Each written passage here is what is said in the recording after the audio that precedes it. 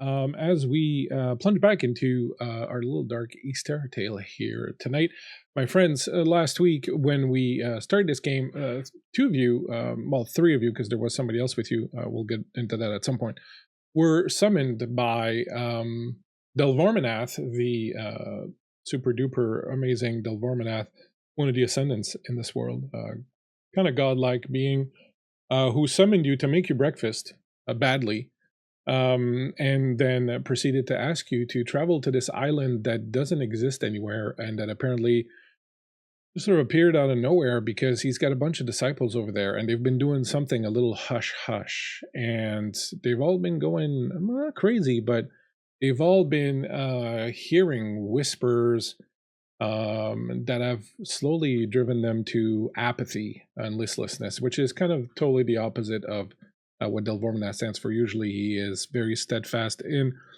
their pursuit of knowledge and uncovering secrets at any risk. And so his disciples being just sort of listless and unengaged and uninterested in performing anything was kind of problematic for Delvorminath. So he gathered a bunch of his disciples and sent them on the island, but whilst gathering them, he realized that perhaps it wasn't a good idea to just send more of his people there if this thing affects his people. So he plucked a plucky little halfling out of their lighthouse, someone who had never really heard of Delvorminath, didn't know who Delvorminath was, and thought that he was very terrible at making toast, to send on this trip too, in case perhaps the fact that they were not a follower of Delvorminath might give them a bit of an edge. You rode the back of a giant sea beast which had a whole island attached to its back. You rode that because, as we all know, the seas of Ysterra are unnavigable by ship.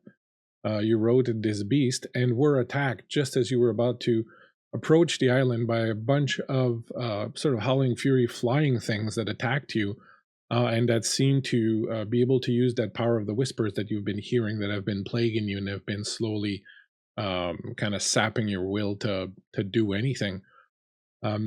The third person who was with you, Yorvin, was taken away by these furies, and after this particular little combat where it almost went south pretty quickly, as Charlotte almost got sorry, I called you Charlotte. Is that your character's name? Holy moly.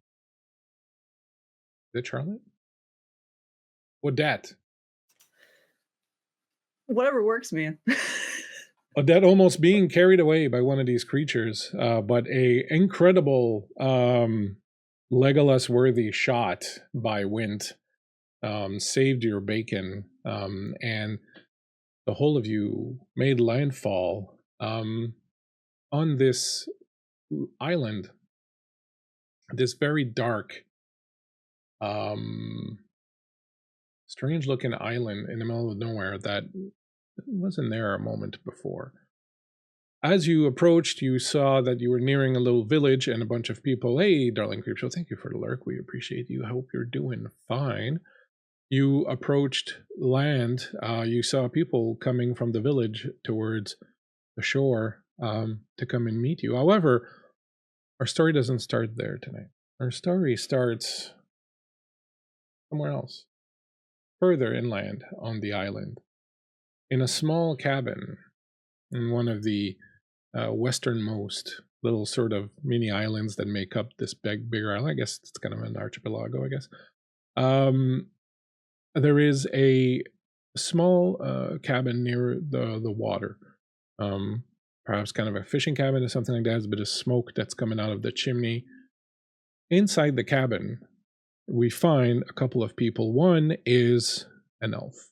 He is dressed in a sort of gray turquoise robe,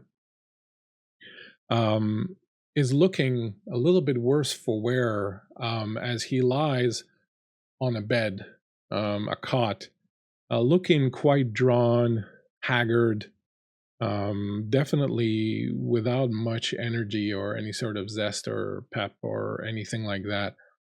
And as he stirs a little bit on the cot and looks over, he sees in the room with him Ginny. Ginny, would you give us a little description?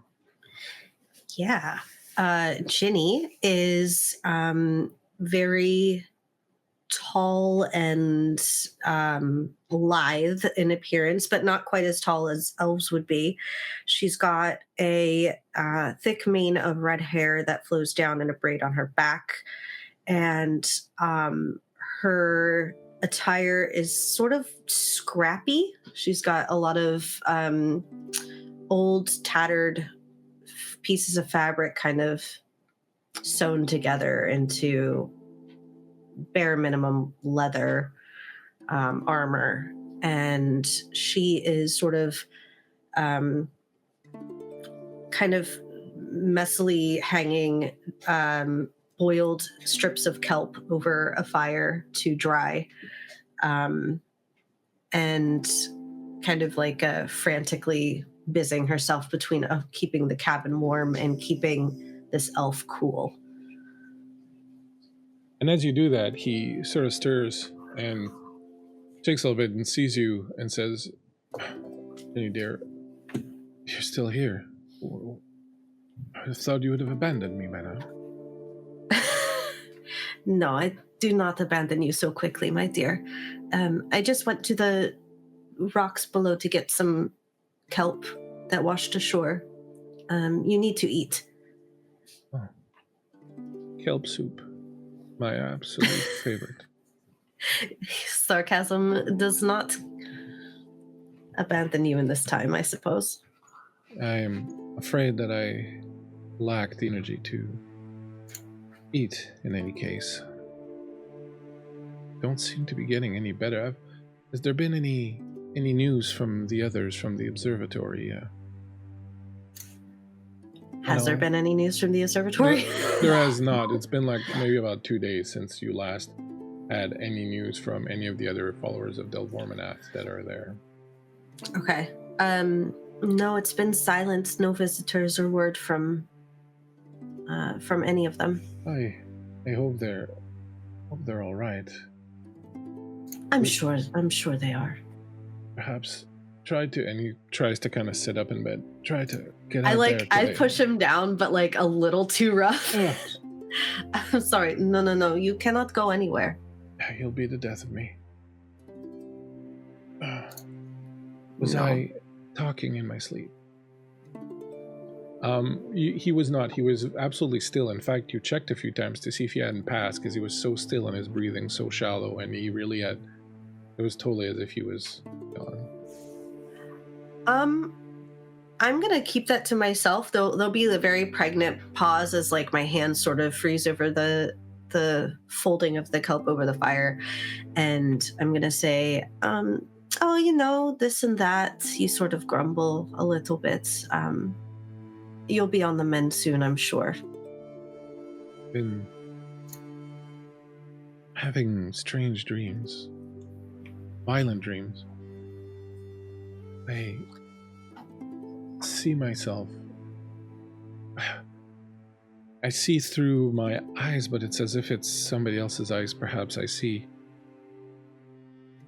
I don't know if things that happened in the past or will happen or are happening, but I can definitely tell that I'm not in my own body, but I see through the eyes of someone, and it's someone who is murdering people, very specifically murdering Vuurline. The Vuurline, are there are 2 groups of people on this island.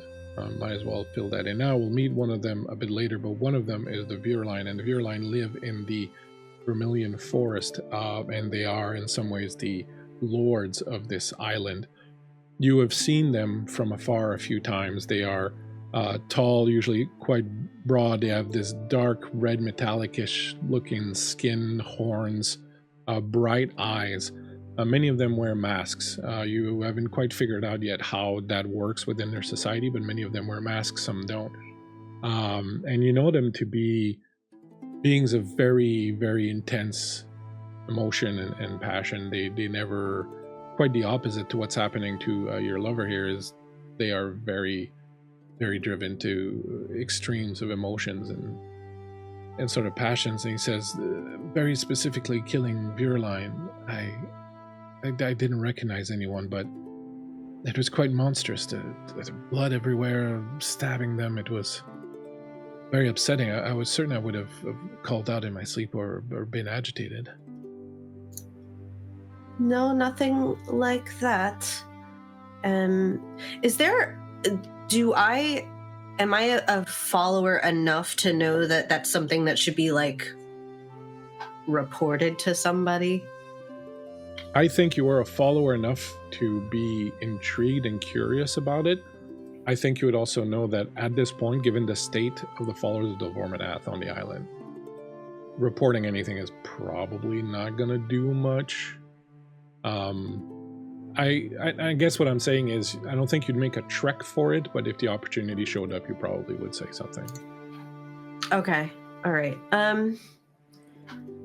Okay. I'm gonna she's gonna like kind of place the dried kelp in like a on like a rounded plate sort of thing and season it and give it to him with something, I guess a fork. Do you eat kelp with a fork? You do here. And I'm gonna hand it to him and sit beside him. He's gonna reach out and grab your hand, and you can see that he really doesn't have a lot of strength in his hand. He looks like, you know, like he's operating at like maybe 20% of energy level or something like that. He's very, very weak. He'll take your hand. He'll say, why do you stay? You've been very lucky to avoid what's befallen the rest of us, but I think perhaps it might be wise, dear Ginny, to escape this island while you can. You can return to your home. Psh, that place, nah. It sounds so marvelous, so full of mysteries, and if I was you, I wouldn't want to be staying on this dreadful island, this dreary, dreadful island where some sickness is afflicting everyone. I'd want to go home. Don't you want to go home? Oh, my dear, don't you understand? The most mysterious thing in my life is you and this place. I don't want to go home. I'm afraid there's not much mystery left once this thing takes hold. And as he says that, you hear a knocking at the door of the cabin. Hi, Devane, Ginny, you here? Whose voice is that? You recognize the voice. It's Orwin, one of the followers. I'll answer it.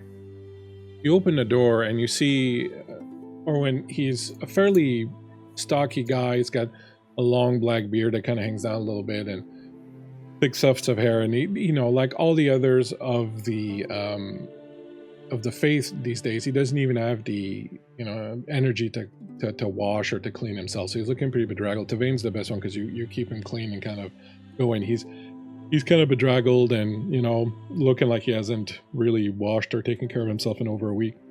And he's leaning really heavily on a stick, like it took everything to get out here. And thank you, Raven, for the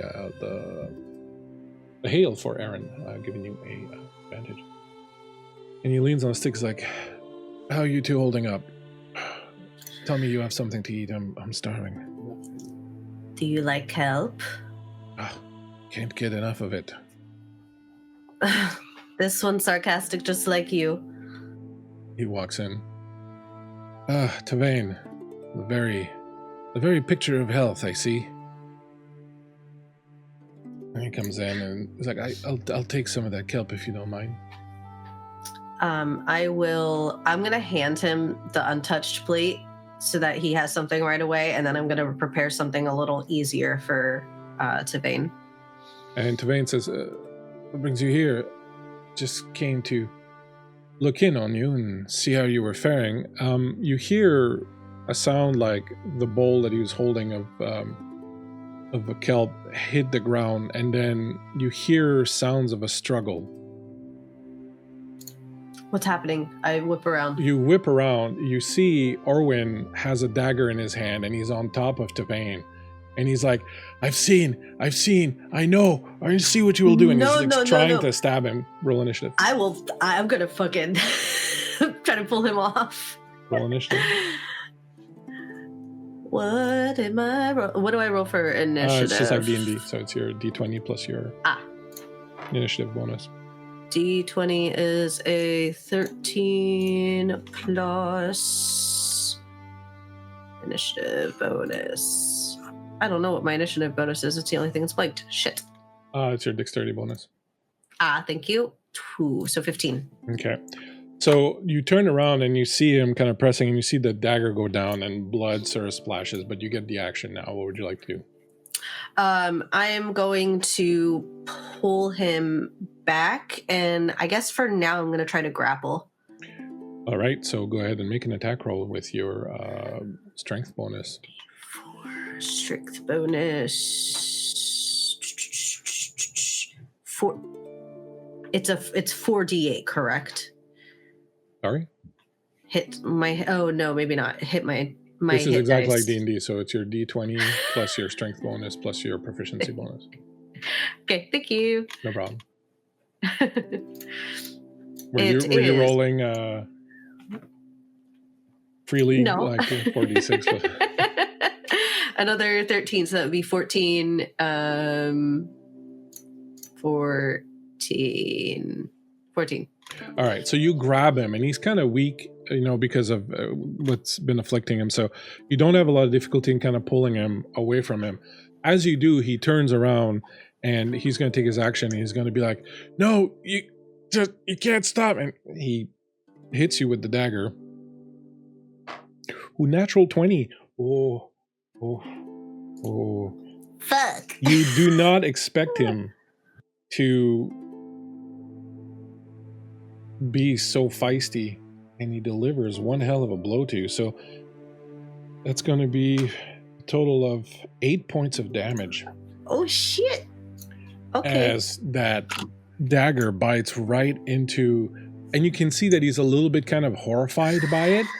Like he's like, and then like he kind of resolves it. He's like, "No, I have to. I'm sorry." And then he looks like he's going to go again. So it's your turn on the initiative. You're kind of holding him by the shoulders, and you kind of got him, and his hand is just kind of under, and he's stabbing at you.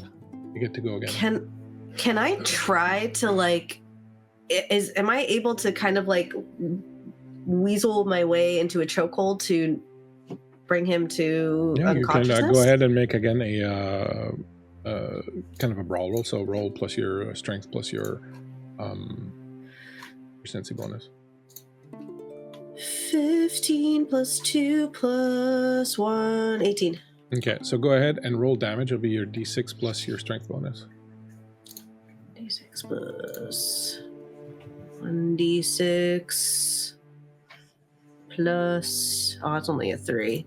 Plus my strength bonus. That's a 1, so 4. Okay. You kind of got him in a bit of a chokehold, and you're bringing him down, and you can see that you're having an impact because he's kind of weak, but he's still feisty, and he tries to stab at you again. It's like, "No, let me go. I have to finish this. Let me go." No! I'm going to hit a 17. Oh, you bastard. That'll hit. And that'll be for 3 points of damage. As he sinks that blade right into your thigh, and he's still kind of really feisty. What would you like to do? I'm gonna have to re-roll another character sheet soon. All right, I'm gonna try to disarm him. Okay. Oh, I have a thing for that too. I can disarm very well. Oh no, I can't. Never mind. But yes, I want to try to disarm him. Make an attack roll. Use your dexterity bonus, but you are going to roll at a disadvantage since you're trying to make a call shot. Okay. Oh, God, I rolled a 19 and a 3. You reach 5? You reach for the knife. You reach for a knife, and he kind of moves out of the way, and then he sees you, and he's got like a pretty good opening. Like you've reached out, and you're kind of exposed, and you see him kind of look at you, and then he turns around and he launches himself at Tavain again and goes for him. Fuck, I'm gonna have to. 12, he hits him again, and you see blood splash again as he's on top of him and stabbing down. And Tavain just kind of trying to defend himself. What would you like to do? All right, I'm gonna try to kill him now. I'm gonna hit him with my knives. Go for it. Okay, that is a... Fuck me, that is a 9. So that first attack misses with the 9. You do have an advantage from Varl just gave everyone advantage, by the way. Varl, thank you very much for the dark bits. So everyone gets an advantage. You have one also from Raven Sarah from earlier if you want to use it and reroll. Yeah, I'll take it. Take a reroll. Hey, 700 followers. Thank you so much. That's amazing. What about a 14? Does a 14 hit? Yeah, 14 hits. Fuck yeah. Okay. Go ahead and give me damage. Can I stab him a lot? What am I doing? I'm good. Can I stab him like twice with both my knives? Yeah, you could do your all right. bonus action. So leave 4. Oh, a 4 and a 2. So that would be a 6. Do I have any bonuses with that? Nope. 6. You come up behind him. Both your knives are out before you even realize what you're doing, and they're going right into him. He's like, blood shoots out of his mouth. You can see the blade tips coming out of his chest. He's gotten so emaciated from not feeding himself, not taking care of himself, and he turns around. He's like, "You don't." I'm sorry. Falls to the ground. Fuck. How's my baby looking? He's looking pretty bad. He's bleeding. He's got 2 knife wounds. He's like kind of lying on his back. Tevane, what do you need? What do you need? I'm gonna like start putting pressure on wounds and stuff. I'm leaving the other guy. Sorry. You can do. Do you have you can do a medicine check? I can. Yeah. So it'll be with your intelligence bonus, which is +1. Ooh, I rolled a 17 on that. Excellent. So very quickly you manage. Can I make a sorcerer? You very quickly manage to kind of stabilize him and patch the wounds, but he's doing pretty bad. Yeah. He grabs the impulse. He's like, "More will come. We have to leave. We have to go somewhere. Pack a few things." Well, I literally take nothing, and I'm getting ready to put him over my shoulder. Sorrow. We have to go to Sorrow. There's someone there I know. They'll help us. Sorrow, is a fishing village that's on another island on the other side. It's going to take like a good day to get there. Okay. I'm ready. I don't need anything but you. And as you pull him up and get ready to go, you notice something on Orwin, the man you were fighting. He's got this beautiful torque around his arm that's kind of clamped over his uniform. I'll take that bad boy. That seems important. You reach down and grab it. You're gonna have to make me a charisma saving throw. Now, I believe you get... Oh no, you don't get it yet. So, do you get any sort of... for being a treasure hunter, do you get any sort of bonus for resisting shadow when you find treasure? I get... Where? No, you don't. Okay. So, give me a charisma saving throw. Okay. Is this also just a d20? 16. Okay. First of all, you get a hail from La Sombra Dark, so that's one more advantage for you, Ginny. Thank you. You grab the torque, and as you grab it, you hear these whispers start kind of rising around you and reaching you, and you're like, shake your head, and they go away eventually, but the torque is very beautiful, and it seems like it's something of some importance, so you grab it, and you skedaddle with Tevane in tow, and there's a little, you have a little fishing boat nearby. It'll be a lot faster to travel along the waterway down to the other side of the island, so you pack Tevane in there. You get whatever little supplies you can take, and under the rain that is coming down, you head down the waterways, heading towards Sorrow, the small fishing village on the other side of the island. The torque that you found, I put the stats on your character sheet earlier, so you can... Perfect. Oh, cool. Thank you. Meanwhile, at the other end of the island,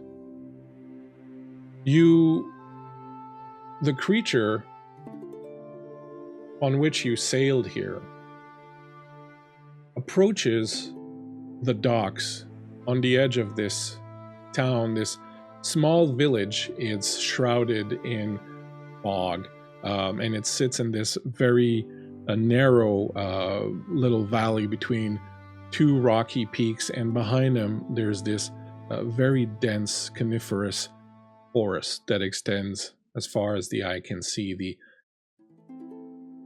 gloom here is pervasive. You check yourself because you think it's evening, but it is not. In fact, when you start kind of calculating, doing the math and figuring out the time zones, you realize that it should be early afternoon at best. And yet you have the gloom of just around twilight, or the gloom of like late afternoon in the winter sort of thing. The lights are on everywhere in the village.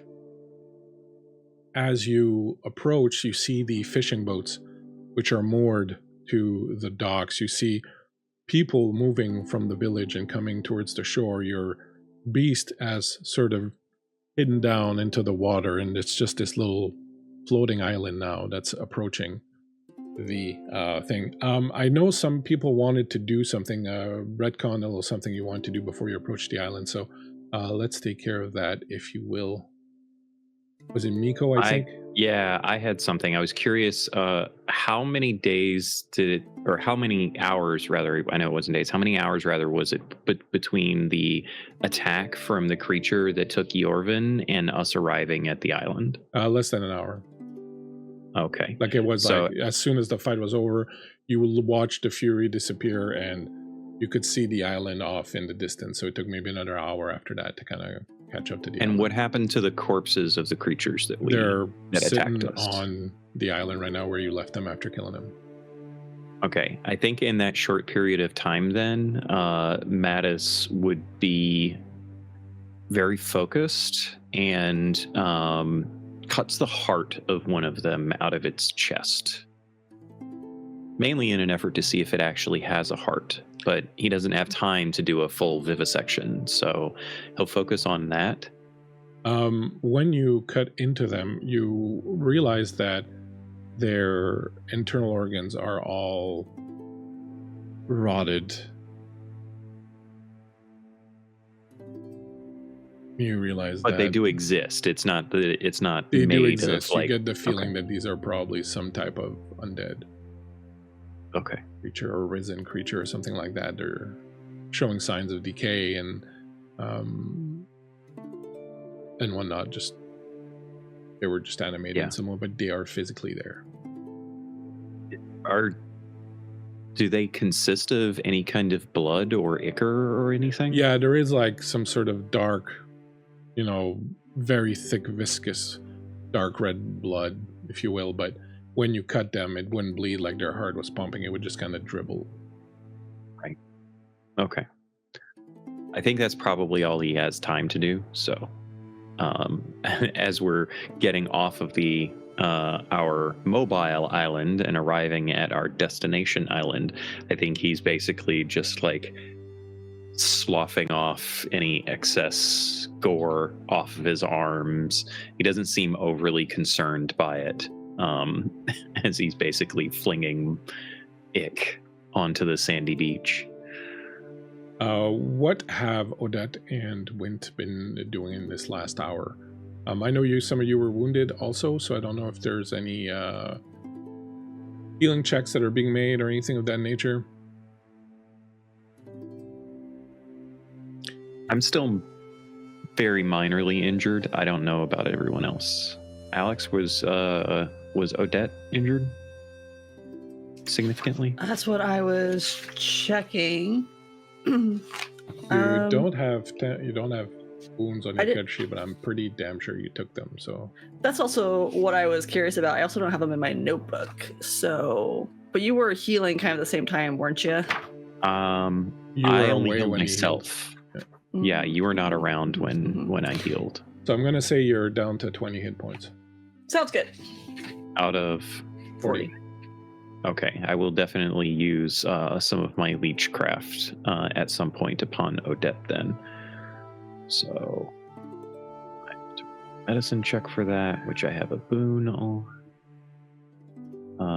That is a 15 plus 8, so 23. So you heal 13. Is this before or after you cut the heart out of the thing? Oh, absolutely after. Wonderful. With the hands covered in. Still just gawked up. You seem like you know what you're doing. This is fine. He's very confident in what he does, so there is no lack of resolve on Mattis' part. What was that total again? 13 points of healing. Thank you. I think Wind does not do anything productive. Wind is like a fair distance away from Mattis. Mattis or Maddie? Mattis. Definitely Mattis right now. They're a little bit of a distance away, and it's like they can't look away. They just look disgusted, but like you can't get their eyes off of Mattis and his work. And as you cut things up and patch other things up, you approach the island.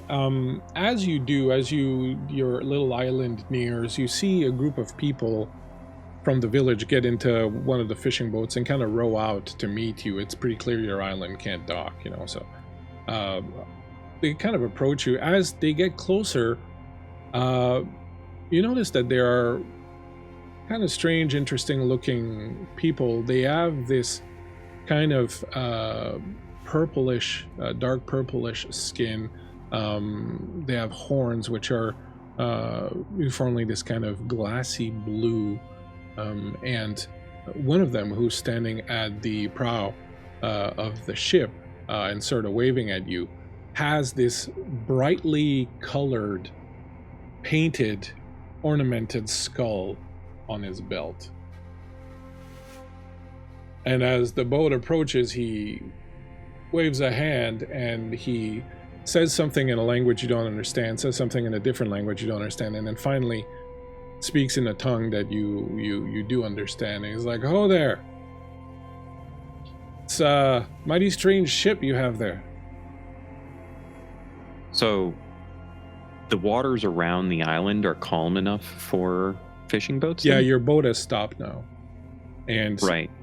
Your thing, yeah, you're like, you'd say like maybe I don't know, maybe half a mile out from the island. The waters appear to be fairly calm. Enough at least for these little boats to kind of sink around, but it's pretty clear that beyond that, like where you were with the creature, like no way. Yeah. I'm pretty sure Mattis is just fascinated by that, and has even stopped trying to clean up the blood off of his hands and arms, and is just like not even recognizing the person speaking. Is there one? Can you understand me? And then he switches to another language that you don't understand.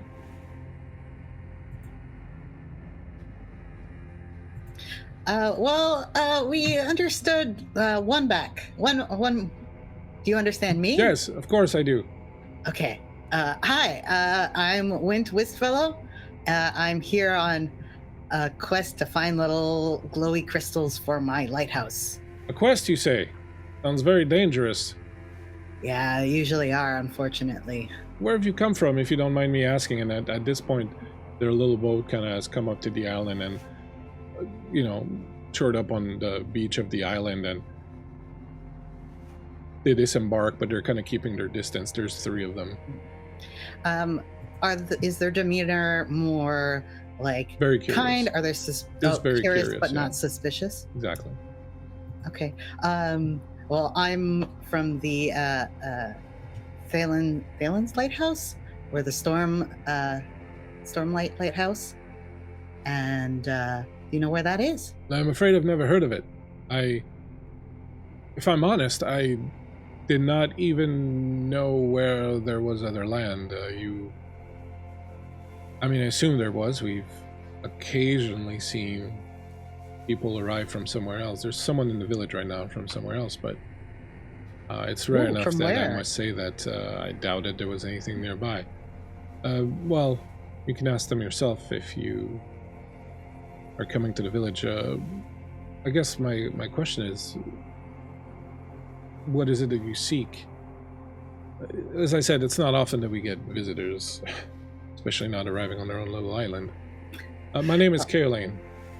Kaylane. Okay, hi. Well, I'm Wint. Thank you. What's your village's name? Does it have a name? My village is named Lord Gasumba. Thank you very much for the raid. AJ, thank you very much for bringing in your people here. My friends, hope you had a great game, a great stream over at Lord Gasumba's channel. If you're into the good old school D&D Greyhawk action, Lord Gasumba is the only game in town for that. So thank you very much, Jay, for coming in. We appreciate you all. We're playing some D&D 5e, but with the Lord of the Rings rules variant. Thank you for coming in. We deeply appreciate it. Our friends here have just arrived on Dark Island that doesn't exist on any maps, to a small fishing village called Sorrow. So, it gives you an idea where this is going. I thought it was Lord Gazumba village, but Lord Gazumba is the greater village. Lord Gazumba. What did you say that this NPC's name was? Caroline.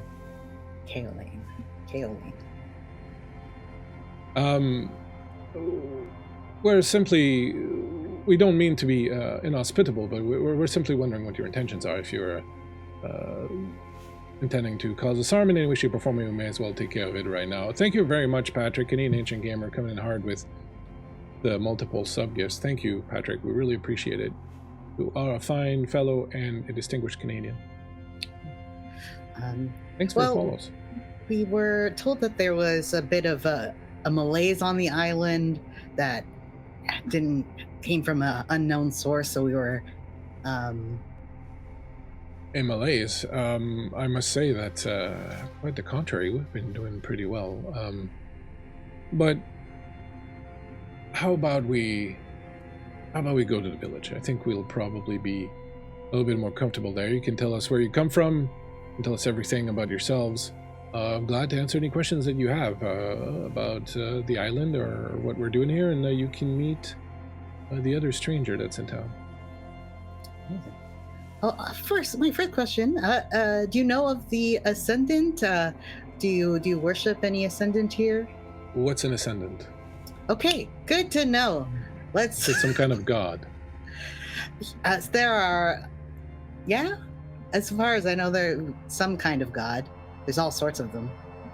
At this point, Mattis has gone up to the shore of the water and has been using the water to clean himself off, just mumbling to himself, fascinated by the waters being calm here. And he just idly turns his head in the direction of the speakers and says, "Godlike beings for sure." Well, it's interesting. We only recognize one, but he isn't here apparently. So I guess we're perhaps starting to question ourselves on this. Have you ever heard of the Eidolon? The Eidolon? Have I? Nope, doesn't ring any bell whatsoever. Right, not me. Interesting. I guess you could say the Eidolon is the god where we used to live, where we came here. Certainly felt its absence quite acutely. Do you serve this? What did you call it? The Descendant? Did you serve this Descendant? I don't, but they are popular where I come from. Oh, and many of them, you say? Yeah, I couldn't. Over Quite a few, yes. 15, Oh, at least. very interesting. As he's More talking, than 20, actually. as he's speaking, he's got his hand on the skull, and you can see that the colors on this painted skull kind of move around as if they're animated, almost like this iridescence to them kind of course around the figure of the skull that's at its belt. Well, I think we shouldn't be the only ones sharing. Can you tell us more about Sorrow and your people? And just everything. Can I tell? Is he trying to hide the skull? Is it he's? No, he's just. It looks like he's. Well, go ahead and do a roll. Go ahead and Okay. give me a... let's call it an insight check. All right. Oh, that's fucking sick. 25.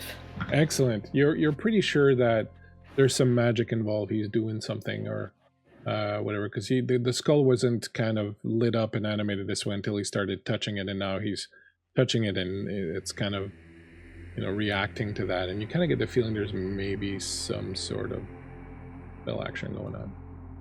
Channeling it for some. I'm going to Stab him in the head. What? I'm going to politely ignore it, and but just clock it for later. Shall we make our way back to the village? I'll answer all your questions there if you want. Please, after you, we'd love to see the village. Absolutely, please. There's more than enough room. Do you have any traveling equipment with you, or? Just what we're carrying, I guess. Take place in the boat. And as you make your way and get into the boat, unless someone's going to stab someone, you start navigating away from your island, and almost immediately, as soon as you do, you see the island start to recede. And as it recedes, you feel a little kind of hick in your heart, like that's your means of transportation. There's really probably nothing else in this world that could get you from here and to here, and it's leaving right now. And I think that for some of you, there's probably this, oh, well, there's discoveries to be made, it's exciting. Some of you, there's probably a, oh, you know, Delvorminath will take care of us kind of feel, but some of you may not have that. So I'll leave it up to you to decide how you feel about that, but I think you would definitely, watching the island kind of recede off past where you can see it in the fog, would certainly, I think, kind of give you a little pause. The boat will quickly make its way back to the docks, and when you arrive, there's a number of other people there. They all look very similar to Caroline, all with this kind of dark purple skin, these blue glassy kind of horns. And they all seem fairly friendly, like they're all smiling, and they kind of bring you in. They're very curious about you, and you know, they make room for you. They don't swarm you or anything. They're just kind of very respectfully curious. As you approach, you'll see another one. This one who appears to be a female one appears, and Caroline says, my sister Iona. She runs the village here. Iona, these strangers are from some place called Stormwatch. Apparently it's some kind of giant building with light in it that sits in the middle of the ocean. I've never seen anything quite like it. This one is called Wint. The other two have so far been quite taciturn and not willing to engage with us in any socially acceptable manner. I don't know if it's because they are mute or if they simply are not possessed of good manners, but well, this one seems to be very engaging. And Iona comes over and says, hello, pleasure to meet you, Wint. Hello, I love a powerful woman. Oh. Well, thank you. It's very kind of you to say that. She seems a little bit taken aback by that. But she's like, after a while, she's like, I like you. Come on, then. And she puts an arm around your tiny little shoulders and... Come on then, let's head back to the village. Are you hungry, thirsty? Have you been at sea for long? We weren't at sea for long, but we did get attacked on the way here. Oh, dreadful. Was anyone hurt? Do you need any sort of medical assistance? I'm perfectly fine, but those two, we did lose somebody. I forgot about them. Yeah, I say that out loud. Oh, I forgot about Yorvin. Oh, a friend of yours. Yeah, sorry. He was taken. Did he die? We don't know. He was taken by the things that attacked us. Well, what did attack you? Mattis? What was that? I frankly don't know. Some kind of weird flying creatures. Oh, sort of with the wings and the arms and the skin that goes from white to purple. And a bit of stench of death about them. Oh, Furies. As they do live on this island. They tend to make their nests on the peaks, the mountains around the area. I'm sorry if you lost your friend. If they took him, they'll probably bring them back to feed their young. Interesting. And I think Mattis just pulls out a small notebook and jots a few notes down. Would you have a name? He looks at you, Mattis. You can call me Maddie. Maddie. My name's Iona. And she'll look at Odette. Here's another powerful-looking woman. Do you have a name? I feel like the visual of these conversations, Odette's just been like a step or two behind and just the big eyes stare, Haunted Path style, into each of these people, and then kind of shakes her head. Odette, it's nice to meet you. Pleasure's mine. Please come along. As you walk with them, the people soon kind of scatter a little bit and kind of, they don't gawk at you for too long. Kaylin and Iona will follow you along with a couple of others. You can tell that they're kind of like keeping an eye on you and trying to be safe. As you approach the center of the village, and you see quite a number of children. There are a lot of young ones here playing. Some of them, working, repairing fishing nets, things of that nature. Some of them just kind of lounging about. There's quite a big number of children. A quick kind of estimate, and Matt is being the kind of person to do that, would be able to figure out that a quick estimate looks like maybe like about an average of 3 children or maybe even more per families. And as you approach the center of town, you see something that really kind of stands out and sort of, I don't know, maybe if it feels unsettling or kind of, it certainly draws your curiosity, but at the center of town, there is this huge pile of skulls. Probably about 50 or 60 skulls. Most of them decorated the same way that Caroline's skull was. Others are in the process of being decorated. You see men, women, and children sitting around decorating them with jewels and with paint and with various things. And they're all kind of mounted into this little sort of pyramid.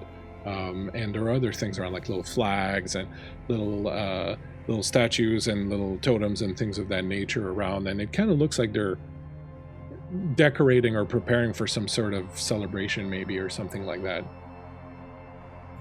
I was going to ask if the vibe of the townsfolk is very much like any other small fishing village that we've seen. So I would say that any skulls. of you can feel free to go ahead and give me a let's call it an insight check.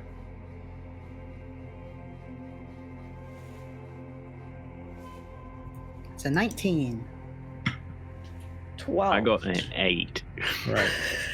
So only you, Wint, will pick up on this, but the feeling that you get is, you get the feeling of a group of people who are kind of awakening, like, coming out of a long slumber, coming out of like a hibernate, like coming out of like a long winter or something like that. That, there hasn't been cause for celebration or anything like that for a while, but that now there seems to be there's like a renewed sense of purpose and kind of a feeling of them being reinvigorated somehow. Okay, I'll be like, Iona, when did you take over? What are you celebrating? It seems very festive and joyous. It is joyous. I don't know too much about it being festive per se, but it's been a long while since we've gotten to honor our ancestors, and a big part of that was that we felt very disconnected from them for a very, very long time. But recently we've started feeling as if they are closer to us once more than they used to be. My brother, you saw Kaelin, he's a skull singer, and he's not been able to contact our ancestors for several years. But recently he's started being able to speak to them again, and we're not quite sure how or why it's happening, but we're very happy for it. It's been a very long time since we've been able to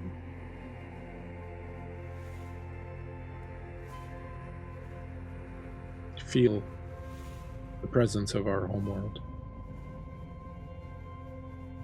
And as this is going on, GINNY, from inside the small hut where you have been staying with Tevane for the past 2 days, he's been tended to.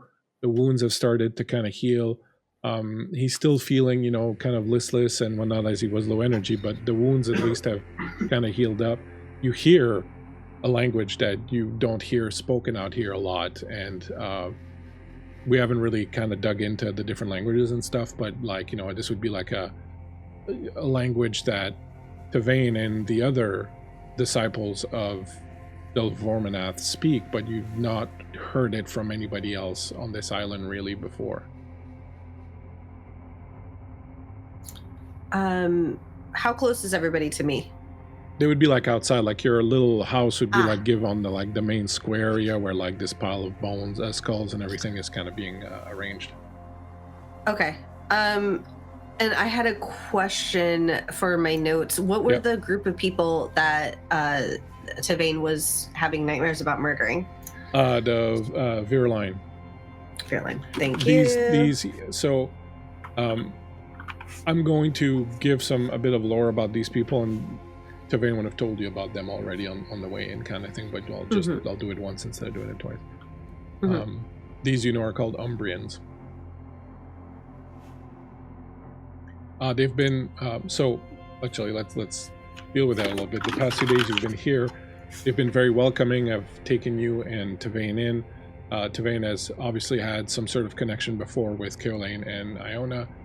They've met and talked before, and so they took you in. They've been very good. They've brought you food, given you shelter, used their healing magic to help Tevane, and have generally kind of left you be a lot, like you and Tevane alone, but I've checked in on you and so on and so forth. Yeah, thank you very much, Patrick.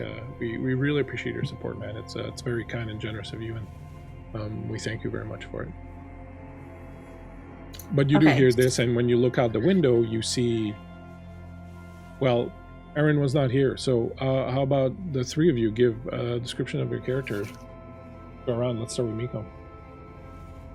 Yeah, so Mattis is a fair bit tall, obviously of elvish descent, although he tends to hide it perhaps a bit by just generally looking a little bit scruffy. He has a pretty, not tangled per se, but just messy shock of red hair, very piercing, bright green eyes, and tends to look just a slight bit disheveled, but there is an obvious durability about the things that he wears and his possessions and such that imply he is fairly well traveled.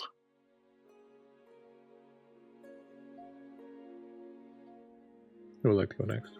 I'll go next. It's like being in front of my class.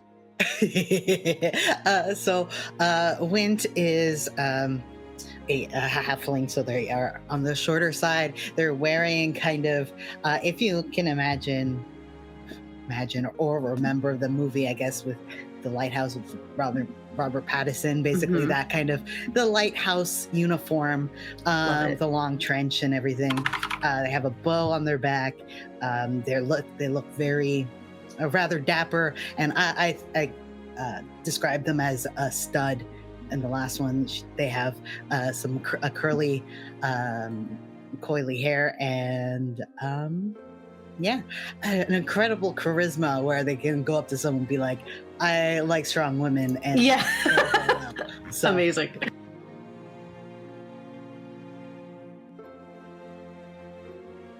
Alex? Okay. You see Odette, who is a little taller, a little broader, has some fine features though. Face is covered in just this spread of scars from numerous fights. Has long, dark, curly hair that's pulled back in a ponytail, but like the ponytail itself seems like it's about to burst kind of at any point. Wearing pretty heavy armor and a sword, has a shield. Kind of stands out compared to the other two in the sense of like very heavily Mhm, ready mhm. to hit some stuff. Maybe not the same kind of brainy brain that the other two might be.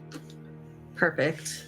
I think leaning into like the curiosity of the followers of Delvorminath, I think she will kind of like crack the door open a little bit until it's rude, and then kind of like step fully outside, and not really like approach anybody, but just sort of have her arms crossed in front of her, just kind of watching what's going on. We have somebody else who's not originally from the island here. GINNY, would you like to meet these people? They're also from off island. Of course. And she's gonna kind of like call back, like, I'll be right back, when she closes the door. What's happened?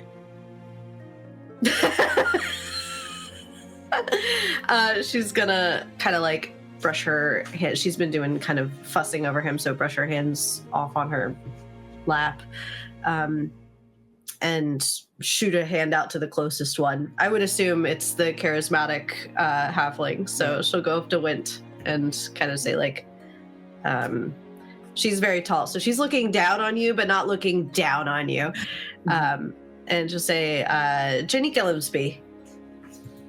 Oh, Wint Wistfellow, it's a pleasure to meet you. So, where are you from? You're not from here, right?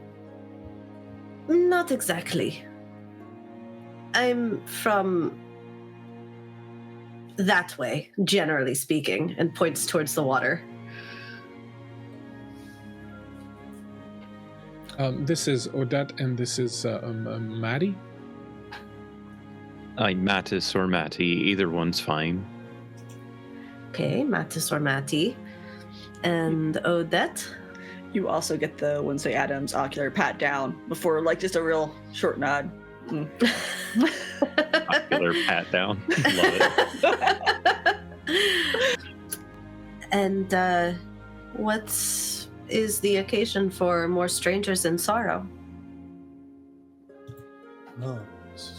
I hadn't said sorrow the village in a sentence yet, so that sounds dark. Oh no, We're on a bit of an investigation, you might say. An investigation for whom or what? For someone of a rather bit of importance to us. They have others here that are important to them that have come into a bit of a problem with fallen into kind of a torpor-like state. And, well, we're not exactly from here, so there's hope that we might be able to investigate and find out what it's all about. What do you mean torpor?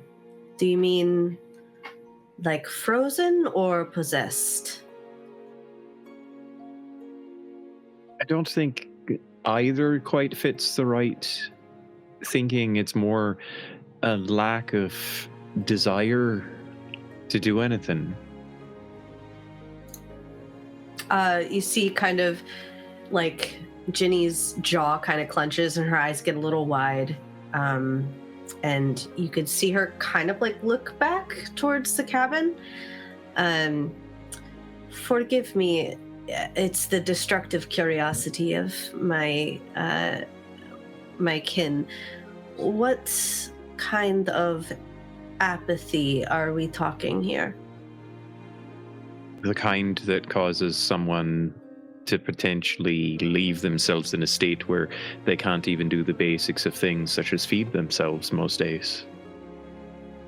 And I'm curious if, so the mention, and this is me talking above table here, the mention, the way that GINNY just phrased that, I think is kind of triggering to Mattis a bit, and he gets a bit of a broad smile, and he's going to make a subtle hand gesture that is a relatively known kind of blessing to Delvorminath. And he's going to see if there's any response from Ginny. I think it's safe to assume, Bleak, that I know this. You would, okay. Yeah, you would have recognized. You would recognize. I'll reciprocate, very, like, inconspicuously. There's just the subtlest of nod and a broader smile on Maddie's face.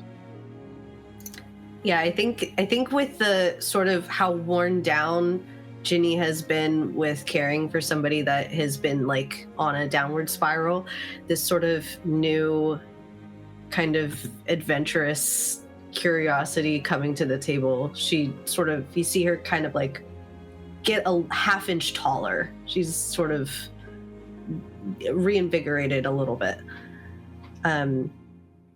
So what are you going to do when you find this person?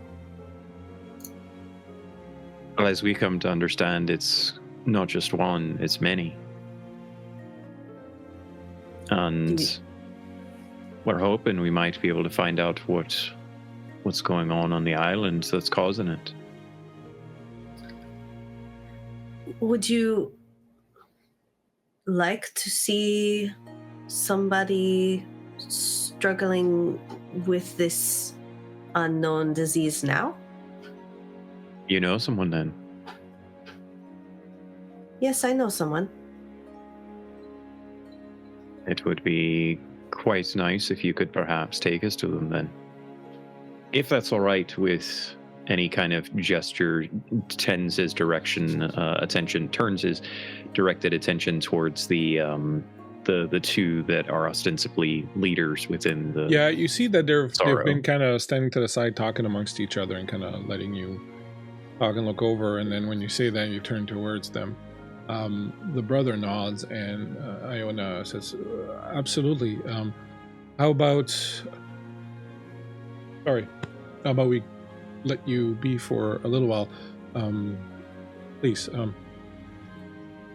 do what you must. We'll find some food and some drinks to bring to everyone. We'll be back in a while. We'll let you get acquainted.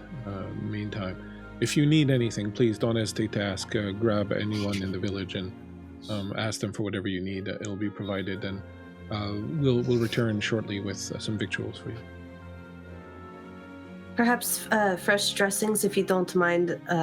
His are starting to bleed through again. Absolutely. You've noticed, Ginny, one of the things that has kind of marked increasingly their disposition towards you is that they seem to kind of very naturally take a subservient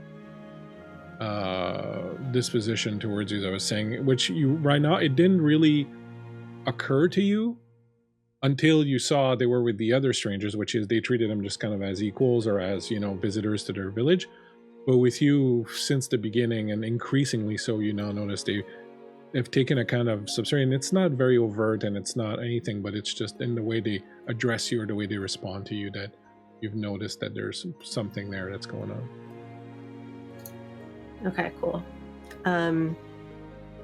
I don't think she takes advantage of that. I think it's just she takes note of that. As she sort of like ushers the three of you to the cabin, she stops at the door and turns around and says, "If you hurt one hair on this man's head, I will kill you." I'd expect nothing less.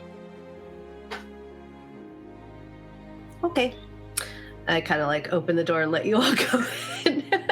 As you walk in, Varl dropped another 200 bits, so how about we say that it's a pool one that anyone can use in the future. Is there a dead body in this room? Not your... There is no lover? dead body, no. There is an elf, however, in bed in a cot. He seems to have bandages about his person, like on his chest and whatnot. You see a bit of blood sort of poking through. Odette and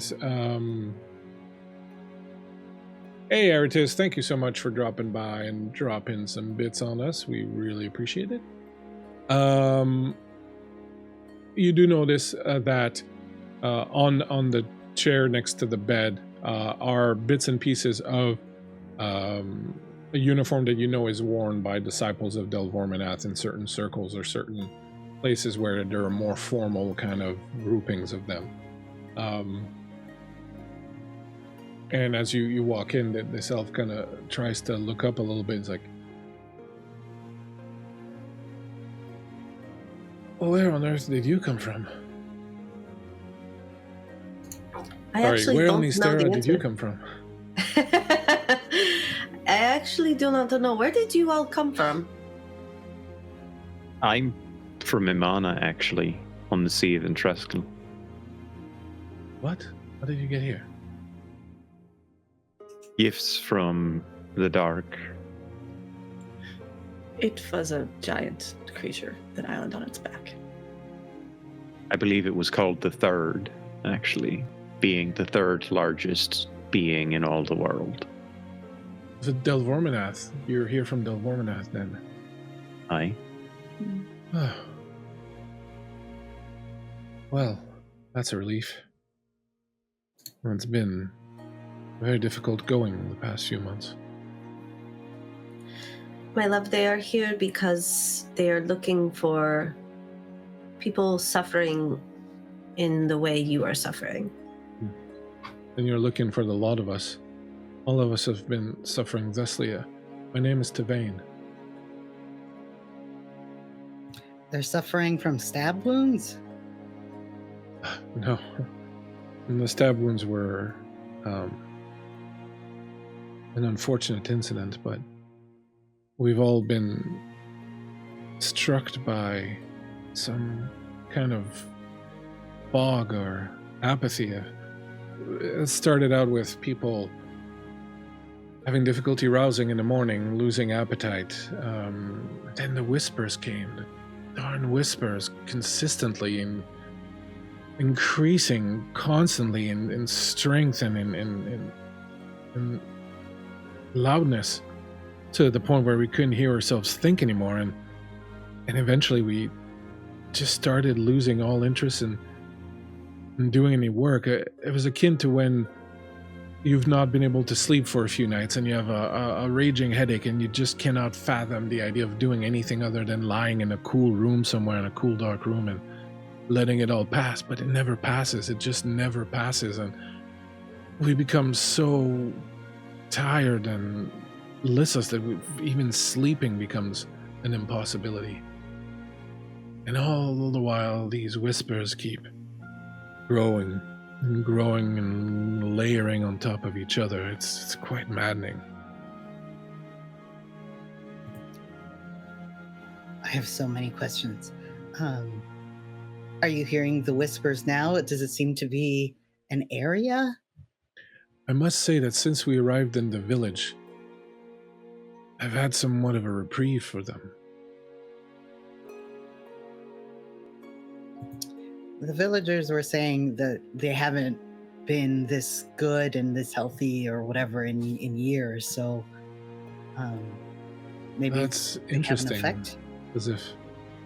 As if we've swapped states in some ways. I don't know much. Hey, Spider Queen, thank you for joining us. We're not playing vampires tonight, but it is very spooky nonetheless. The people in this village are called Umbrians. They're not from here. The entire island is from somewhere across the cosmic sea. They're not from here. They were pulled here a long time ago through some cosmic event that Delvorminath had a hand in. To the best of our ability to calculate it, they came here during the Illuvans. Time seems to move at a different pace here. Interesting. My understanding of their history is that the world where they used to be before, the people you've met here, the Umbrians, were the original people of that world, and they were conquered at some point by another culture of people called the Virline. The Virline in time gave back the Umbrians their freedom, but they still ruled over the world that they came from. And for some reason or another, their world was partially destroyed, and part of it, this island, was pulled through across the cosmic sea and into this world during the Illuvans. Delvorminath sent us here to investigate this, but, well, there's other projects at hand, and I don't feel quite right talking about them here and now, but let's just say that our experiments have been proving fruitful, but now we seem to be afflicted by this malady. And the Umbrians seem to be flourishing, so very difficult for me to understand exactly what is happening. Are their defeaters, not whatever, the bad guys. Virline. Are they the Virline? Are they also here? They are. They lived in this crimson fortress out in the Vermilion Forest at the center of the island.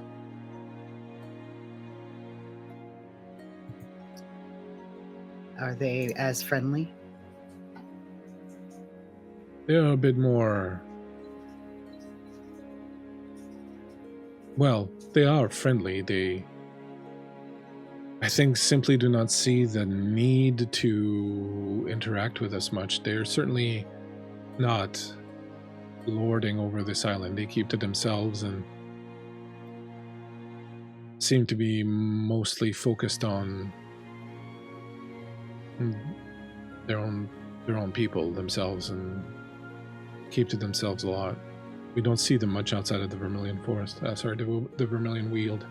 When I said forest, I said weald. Vermilion Weald. We just Hey, got thank you, Patrick. Yeah, some Canadian bits. Dropping 1,000 bits. Thank you, Patrick. Thank you for all the subs. Thank you, man, for all the support. We really, really appreciate it. So that's 2 more advantages for everybody. And thanks to everyone for hanging out, being here. We really appreciate you guys. Like, it's always amazing to me that people come in and watch us play games. it's always like so amazing. So thank you very much for all the subs. Erin, thank you for the gifted sub. Also, I just noticed that you dropped that in there. And for the hype train a few moments ago, thank you guys. Like, we really, really appreciate it. You're all so amazing.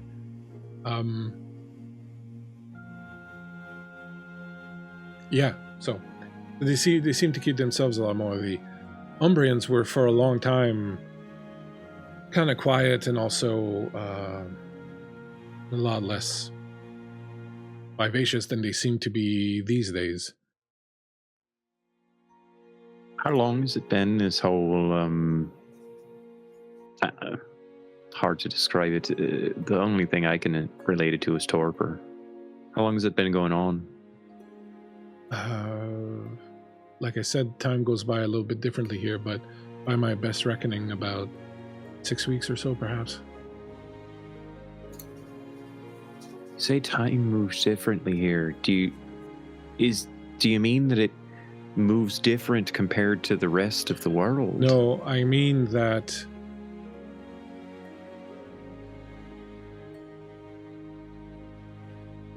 a day will sometimes, or a night will sometime last a week, but it doesn't feel like it. It's very difficult to explain. It's as if time just stretches, but you don't feel it differently. You're not more tired at the end of a week-long day than you are at the end of a normal day. It's just really taken a really long time to get to the end of the day. Long enough that your internal sense of time tells you 3 days have passed. But it's still just the same day. It's difficult to explain. You'll have to experience it yourself, and it's not every day either. It's once in a while, occasionally. Sounds fascinating, to be honest. This island is entirely made of fascinating subjects. Wait till you see the Vermilion Forest and all these other things. There's just so much here that we don't understand, and so alien and so otherworldly. And we don't know how much of it is the natural state of this island as it perhaps was on their world, or how much of it is due to crossing the cosmic sea and coming here, or due to the impact of the Alluvans, which, as we all know, has had tremendous geological impact on this world. Indeed, I spend most every day trying to understand that impact on the world. Well, I'm afraid this place will only give you more questions than answers. I love questions, personally. Bleak, I have a question for you, actually. Yeah. Given Mattis' understanding of the shadow and the like, can I see any shadow scars or any significant element of shadow upon Tevane? Yeah, you kind of get the feeling that a lot of the physical manifestation of the listlessness, the drawn look, the gaunt look, the pallor, things of that, are manifestation of that more than an actual physical ailment. He definitely seems to be quite afflicted by it. The Umbrians did not at all. GINNY does not really. You would detect minute traces on GINNY, but really nothing like you would expect someone who's been here that long to. Okay. Could I spend some time using my Verdant Tome and reading from it to cure a whisper for Tevane, GINNY, and I know that Odette had suffered. Yeah, so yeah, let's do that. Let's say that you can like spend the equivalent of a short rest, which in this rule set, a short rest is 8 hours in a safe place. So we can say that you spend like a good 8 hours, which kind of goes into the night, and you get some food and you get some rest and you keep talking a little bit and all that. So if you want to do any downtime stuff, let's go around the table and tell us you want to do that. You want to read from that book. So I'll have you describe to us what that's like here in a minute. But what do the rest of you want to do then in that like 8 hour-ish downtime that you're going to get? You can't do anything too strenuous if you want to benefit from the effects of the short rest. I think I'll feed everybody. Okay. I want to. I'm very interested in, because hearing that this came from like a cosmic rift or some shit, I'm like, is everything here completely foreign and alien as well? So I want to use like my herbalism kit, toolkit to like, study the flora and the fauna. Is it just completely alien? Is it a little bit of Ysterran and alien mixed together? Is it just Ysterran now? I keep calling it the cosmic sea. I may be misnaming it too. What's that called, Miko? Is that it? That's appropriate. Okay. That's appropriate. It could go by any number of names, but that's certainly appropriate. It's basically the equivalent of like the abyss or the intermediary space that exists between planes. Gotcha. And Odette, what would you like to do in this recipe? Once it seems like we're going to be settling in, just a small perimeter check, for the most part, being unfamiliar with everything. But as we're sitting down to eat and looking over at the bleeding injured man, healed over the last couple of days, what happened there? That doesn't look like the tired laziness that's plaguing us. Okay, so let's do that then. I'll answer that in a moment. Give me your nature roll, Wint, and we'll do the role playing bits after the rolls. And Odette, if you want, you can give me an insight roll, and I'll give you an idea of like the defense of the place, or kind of like what you spot, kind of going around and double checking that stuff. Miko, is there a roll that goes with your green book? Not that you gave me in the description of the then verdant there's tome. Yeah. And Ginny, go ahead, Ginny, and you're gonna make me see how well you feed your people here. It's just seaweed. Yeah, but seaweed, prepared. Give me it's going to be weird, but give me a travel roll, which is kind of like your survival almost, and like, how well you cook with like only a few items on hand and whatnot. I'm going to use one of those. No, I'm not. Don't spend it on that. It's not worth it. It's not going to have a huge impact. It's more for flavor than anything else. Flavor, get it? Oh, well, it tastes like wet noodles. All right, so the food is not the best. Ginny does what she can, but what did you get, Kay? I used one of my inspirations, and I got a 17. Okay, so what you will notice is that it's this strange thing where you get the sense that this island was probably a lot more alien and different before, but it's slowly, by simple virtue of having been here now 1,000 years. 1,000 years since the Illuvans, Miko? Yeah, almost so exactly. The virtue of having been here 1,000 years. It's like, they're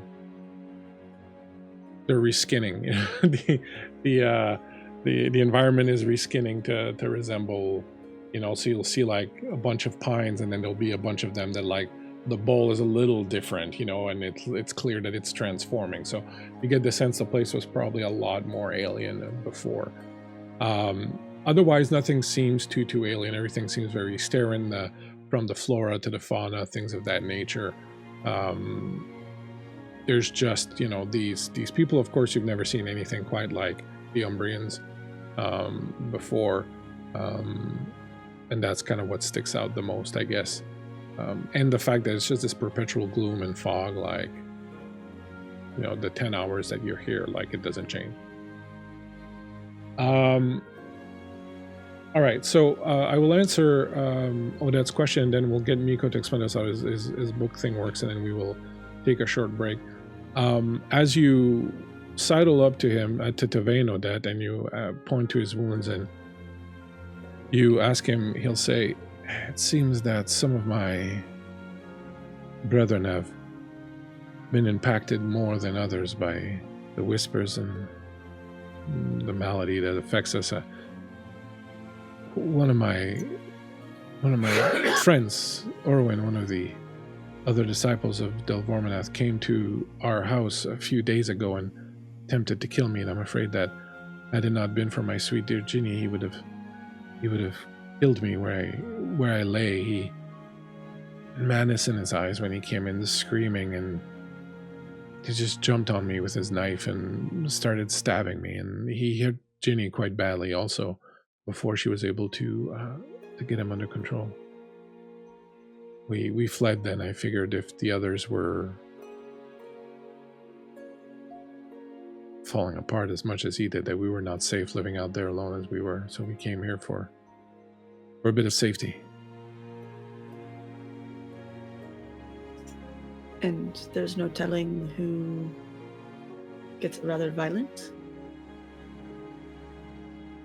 I've not seen this impact or effect on anybody else until Orwin attacked us. Fair enough. Just going to double check, bandages, that kind of thing. The trust is there, but just in case. Just but verify. When you check out around the village, you notice that they don't have really defenses. They don't have a lot of weapons. You see mostly knives, things like that. A few of them will have swords maybe, and some spears and a few things, but there's no real martial capability to the people here, and the village is really kind of haphazard, and there's no real sense of defenses being built. Thank you so much, Spider Queen, for the donation of 1,000 bits. So 2 more advantages to our friends here. Hell yeah. Thank you.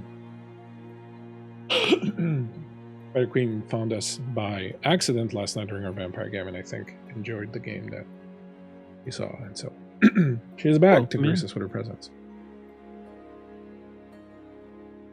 Use them unwisely. That's what I always say to my players.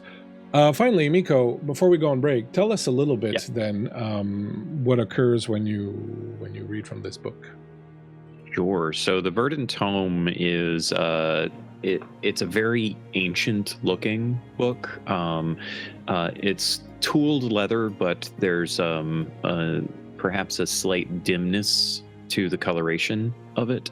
The pages of it are quite old and faded and even stained in many places, and anyone that glances at the pages,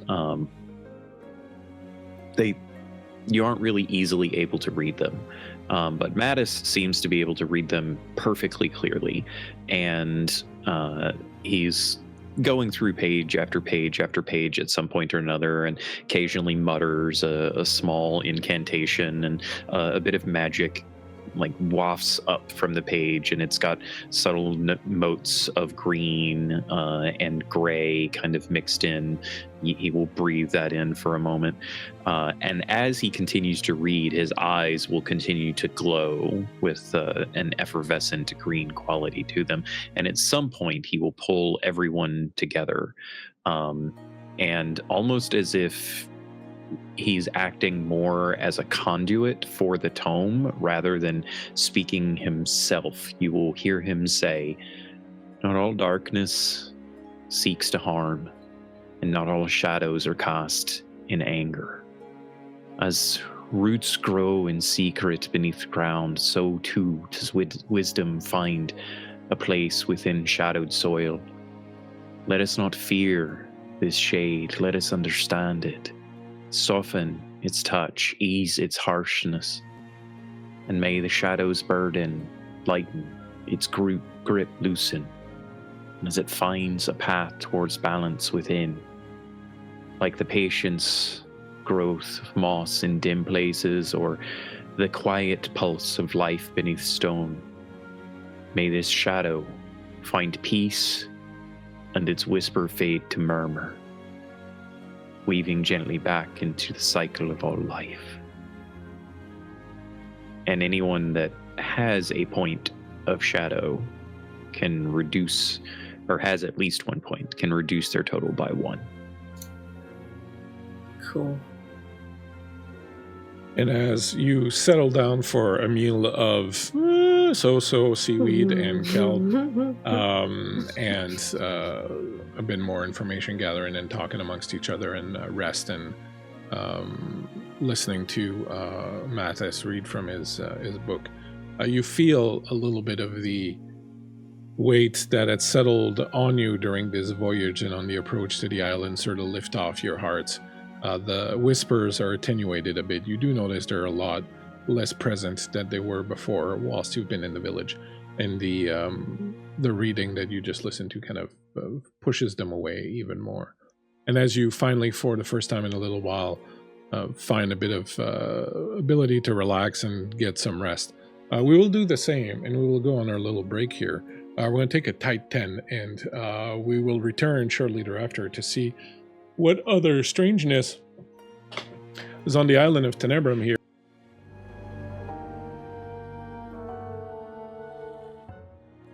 My friends, you have been taking a bit of a rest and a break. Let's do a bit of informal kind of lore dump action here, where you can ask me any kind of questions that you would be asking to Vane or anybody around here, and we'll just do kind of an informal, what is the information you get out of it. And then we'll kind of see what happens from there. My initial question would really be centered around when the whole apathy thing started. Yeah, so about 6 weeks if ago. there was, yeah, but specifically, was there any new discoveries that have become known from around that time? No, he'll say that it's just around the time that they started becoming aware that even though it was not predicted or listed anywhere or written anywhere, or they had no clue about it, that it looked like there was going to be a conjunction of the moons and an eclipse of them. And so they started tracking that. It was around that time that the whispers started appearing, ramped up pretty quickly. And within a matter of a week of the whispers appearing, they started really feeling it. Okay. Come back to me then. I gotta think. My question would actually be for Maddie. I would have probably during the 8 hours at some point approached you and asked how devoted, like where are you in your teachings of Delvorminath? You said that was a question for Maddie? Yeah. Maddie doesn't teach. No, where are you in your education? Like learning about, like being a follower of Delvorminath. Maddie has been a follower of Delvorminath for more than a century. Okay, cool. She likes that answer. And I think his answer would be that in respect of time, and also an affirmation that no one can truly know how far along they are in the teachings of Delvorminath. There's always something. And that's all I got. You shoot a look at Devane, because that's the exact same answer Devane gave you when you asked him that question. Ooh, okay, cool. Thank you.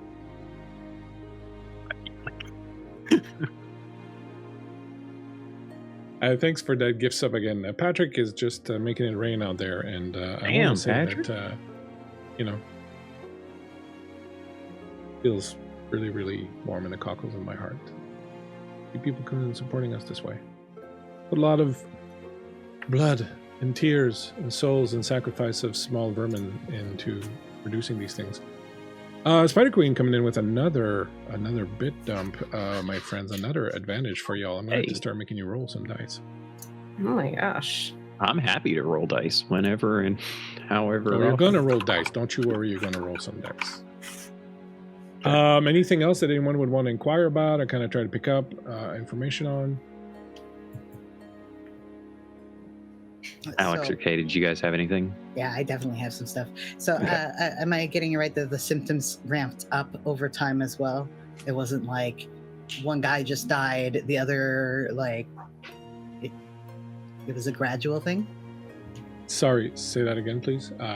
There was a snap and something happened and I just got lost. Is the illness, the malaise, like something that developed over time as well, like the symptoms, or it was just like it hit right away?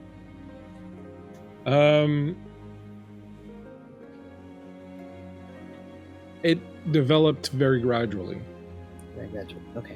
At first, it was just people getting in and thinking something was wrong with them, so they didn't say anything, and then someone realized somebody else had the same thing, and then it just kept getting worse, and then they, started worrying what was going to happen, and then after about a week of these incessant things kind of happening, they started feeling the physical effects of it.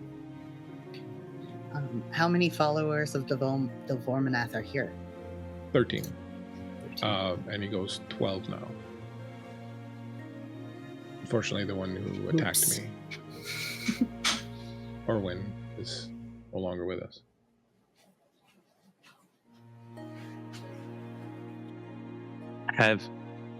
Is there any known difficulties that the followers of Delvorminath have experienced from the native peoples on the island? The Virulin weren't too cozy with us at first, but we were here and installed before they really kind of realized we were here. They send people over, add some of our people over to their place to kind of try and flex the muscle a bit, but he'll say that it feels like they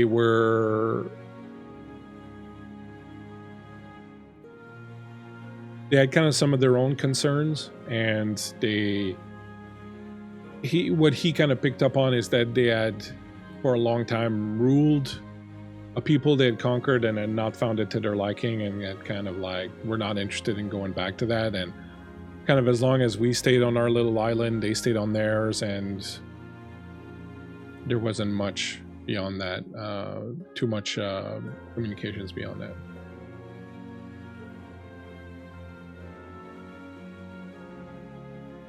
And my last question would be, does Tavane know anybody that has been directing any of their focus, whether it be follower of Delvorminath or otherwise, on trying to understand the moons and this confluence? Yeah, he'll say that once they realized this was happening, a lot of their part of the installation they have is an observatory.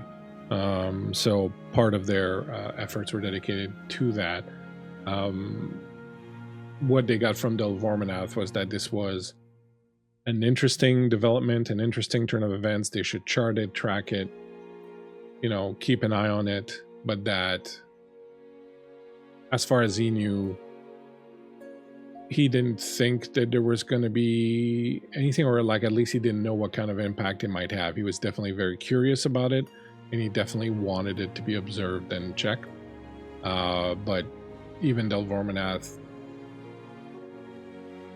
was surprised by this.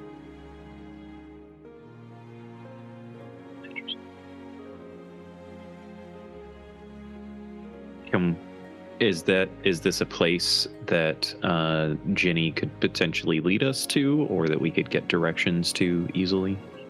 Yeah, GINNY could certainly take you there.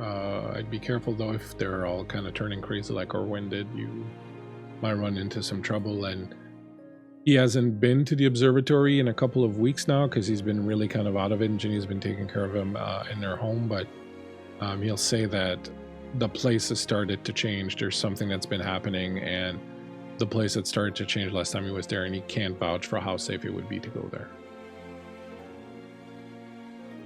I think that I think Mattis would respond to that with an affirmation of the warning, and anyone that paid attention to his expressions afterwards would see that he actually becomes more interested in going rather than, trepidatious about it. Anything else anyone would like to do in this downtime? I have one more question. Yep. Alex, do you have anything? Y'all are doing real good. I'm keeping good notes, I promise. Okay, cool. Glad someone is. I'm horrible at notes. So my question was, did I forget it? I hope not. 17. Is that the answer you're looking for? No, I don't think it was, but if I remember, I'll ask it later. I don't know. Okay, no problem.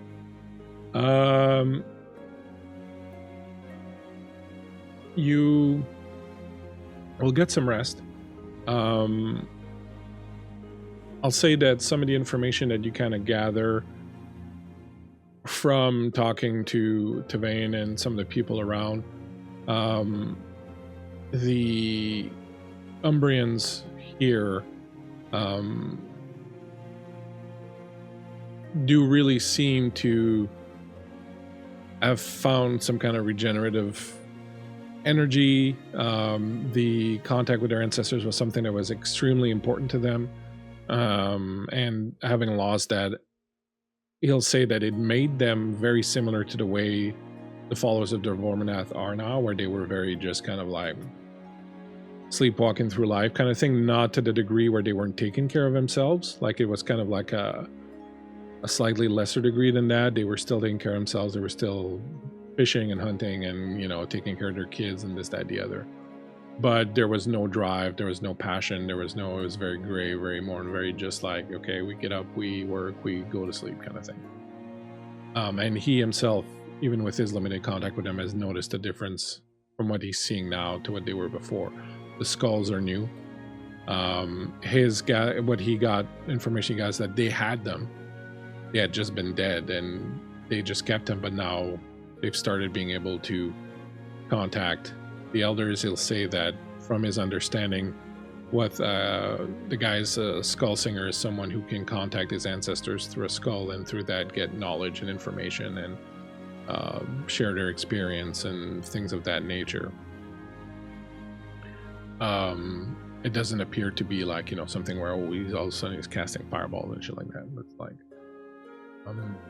and he'll say that aside from their coloration, they look remarkably like the Virline. But as far as either of those cultures or races know, they were not even from the same homeworld. The Virline came from somewhere else after their world was being destroyed to the Umbrian world of Eidolon and took it over.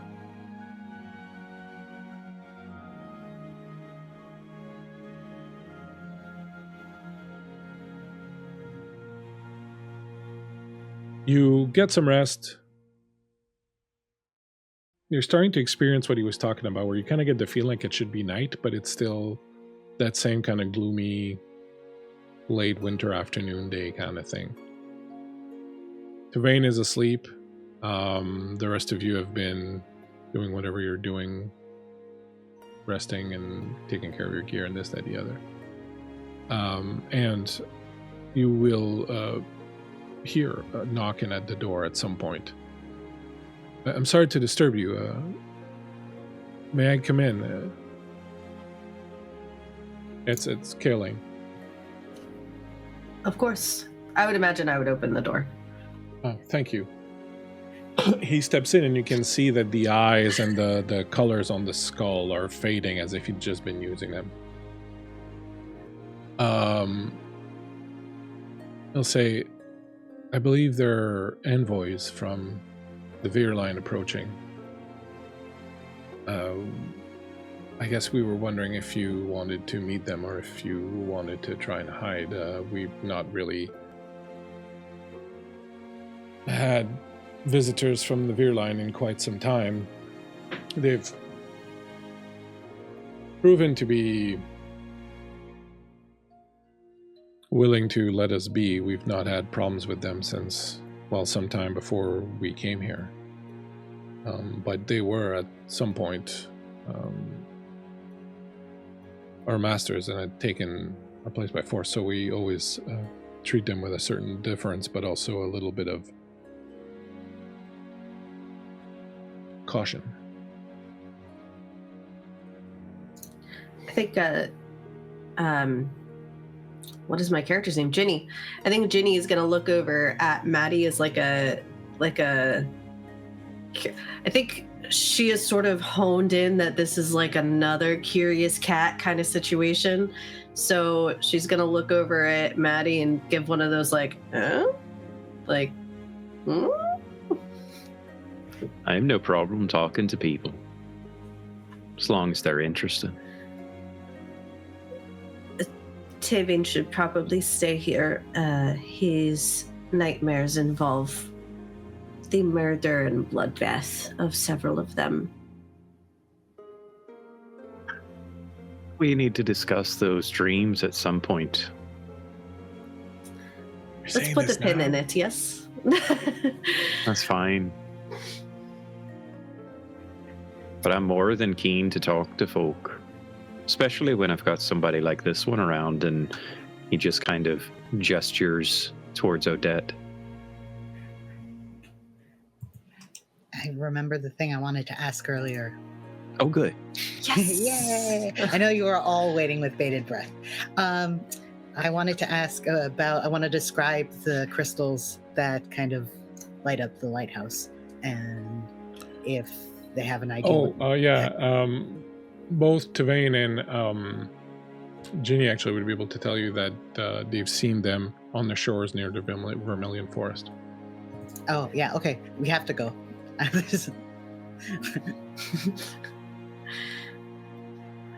As you gather yourselves and look ahead to,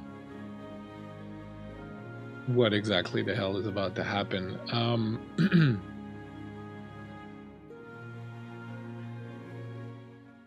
you leave Tavain behind and head outside. You see a small group of people approaching, a small delegation. They are on foot, walking into the village. A number of them look like this. They are... Wow, I totally didn't think a card for them. Oh well. I will fix that momentarily. It's okay. These things happen. There's so many freaking things to think about. Goodness, that nothing's bound. Fall through cracks. At the head of the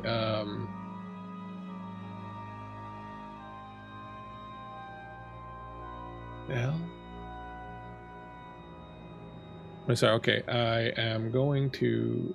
Oh no, here we go. Okay, at the head of the delegation, sorry. At the head of the delegation, you see this woman approaching. The others with her, there are 4 others with her, and they're wearing these glass masks, and I'll show you as soon as I get around to popping the art into the OBS, I'll show it to you, but they are very much like the Umbrians. They are bigger and taller and broader. Their skin is this dark red, kind of metallic looking color. Their eyes are blue, just this really deep shade of lit blue. Their lips dark purple, and their horns are black and red. Their armor and their clothes are all extremely vibrant. Gold, oranges, greens, purples, very, very bright and exuberant and colors. The one who is leading them has these 2 sort of Kopesh-like crossed swords on her back. The other soldiers have shields and curved swords at their belt, and as I said, the others are wearing these kind of glass masks over their face.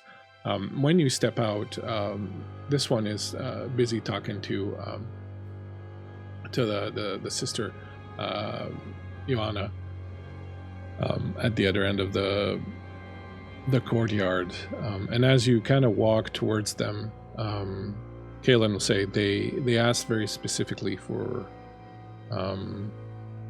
the newcomers, but they've somehow become aware that you are here.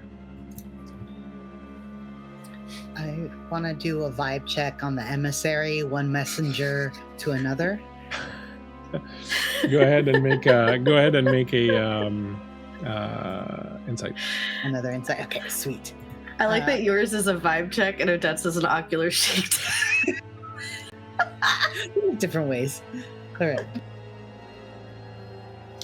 Really, a rose is a rose.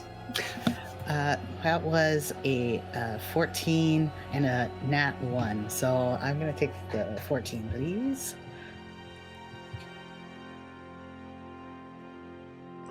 All right, and so you're doing a vibe check on the emissary to kind of find out, like, what kind of news is she carrying, or like, you know, is she a little bit stressed? Is she worried they're going to kill the messenger? Like, I mean, aside from the fact that she's yelling and no, I'm kidding. She actually seems very poised. And I wouldn't say she's gregarious or joyful, but she's definitely seems to be in a pretty good state of mind or disposition. Okay, so I will, it might be good news. I think that hopefully. The others that are with her,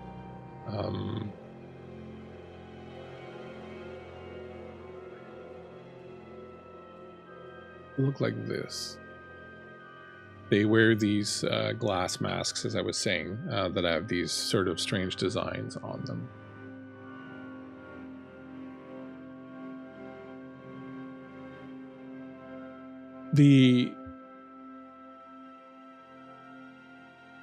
I'm looking for my words. The emissary looks over as the lot of you approach, and she and Joanna come by, start working towards you, and as Joanna is about to kind of start doing introductions, the emissary steps forward and says, newcomers to the island. Such a pleasure to see you and to meet you. My name is Sorsha, Emissary Sorsha, and she gives a very deep bow to you.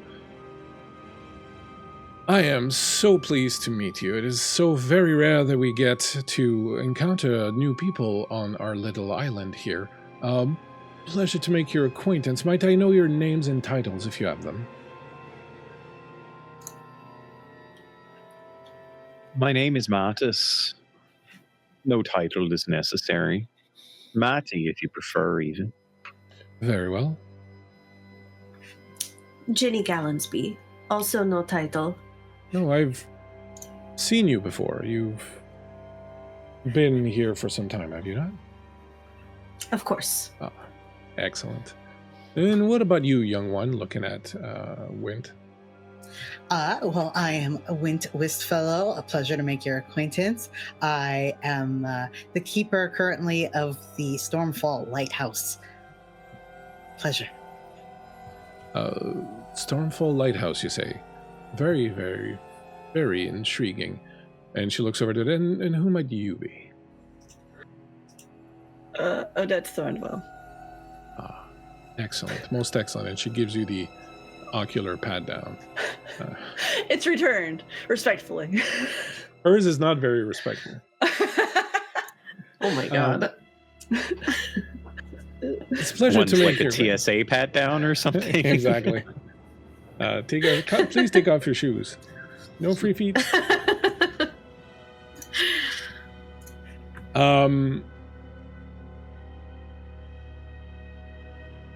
My friends, I serve the Voivode Ducale. We sit in the Crimson Keep, about a day's march from here. My esteemed Voivode would like to invite you to attend him at the castle. He feels that there are perhaps some questions you might answer for him. He would be happy to do the same for you, and I think perhaps he feels there might be a little service you might render unto him. Would you be amenable to traveling with me in my escort here, back towards Tywilk, our little city? About how long will this journey take us? About a day's march. And how long will we be there? Oh, however long you wish to stay. This is very much for you to decide. We are happy to... Hey, Titalanos, thank you so much for coming in. We really appreciate you, man. I hope you had a good stream tonight. We simply wish to invite you over for, well, social visit. I do not mean to be disrespectful. I appreciate the invitation. It's just I have a very ill companion. Oh. What is this nature of this illness? Vibe check. Over to Maddie Light. Am I think she's gonna kind of be like, should I tell? What do you think? Should I tell this person? Like, there's like a, how much should I give? What do you think? I think that Maddie would kind of step in and say, it's just a malady. It's not contagious or anything like that, but it requires a fair bit of care. So I think my friend here is just wanting to know about how long they could be expected to need to be away from their friend. Well, we could absolutely bring your friend with us. They don't travel that well. Well, perhaps we could leave that to them to decide. We do have healers and whatnot over at Tywilk. Could I get an insight check to see if this is one of those? It's not a request; it's just framed like a request. Sure, type absolutely, go for it. Yeah. Okay. I'm going to use one of my inspirations here. That's a 19 on the die. So Excellent. That's a total of 24. No, you don't get that feeling at all, to be perfectly honest. Okay. Like, it's really... This is an actual invitation and not a, hey, you're going to come with us now. Absolutely. Okay. Could I perhaps see your friend? you obviously not alone, but I've been known to, well, bring a bit of life back into those who feel a little bit under the weather, so to speak. Of course. Just back in this cabin here. Excellent. And she follows you in. And as you walk in, she says, and for the record, being disrespectful is totally acceptable. Ginny does not react. Erin certainly is reacting. She brushes past cool. you, and when you do, like, there's this scent, like this perfume and this presence that comes with her that just, and it's not, I don't want to stress the sexual aspect of it because it's not sexual. It's really, it's a difference between sex and passion. There's just like a full-on powerful feeling of passion about everything. You get the feeling that, yes, this person, you know, fucks like a champ, but eats like a champ and drinks like a champ and laughs like a champ and, you know, lives everything like incredibly to the max kind of thing. Yeah, I think that was one of the, because I actually forgot to answer that question earlier about what is her passion, and Ginny is very bewildered about like people's ability to express passion for things and wanting and confidence. So Okay. I think that's very much like she's a little starstruck, but also is very aware that Tavine had like the nightmares about murdering a lot of them. So she's very nervous. Excellent. She walks into the room and she's like, "Oh, my dear, do you look frightfully out of sorts?" And she approaches you like, "May I approach him?" Yes. Please Of course. stand nearby. I do not mean any harm to your loved one. And she moves in and will kneel on one knee down next to the bed. And she'll say, "Lost a bit of your spark, have you?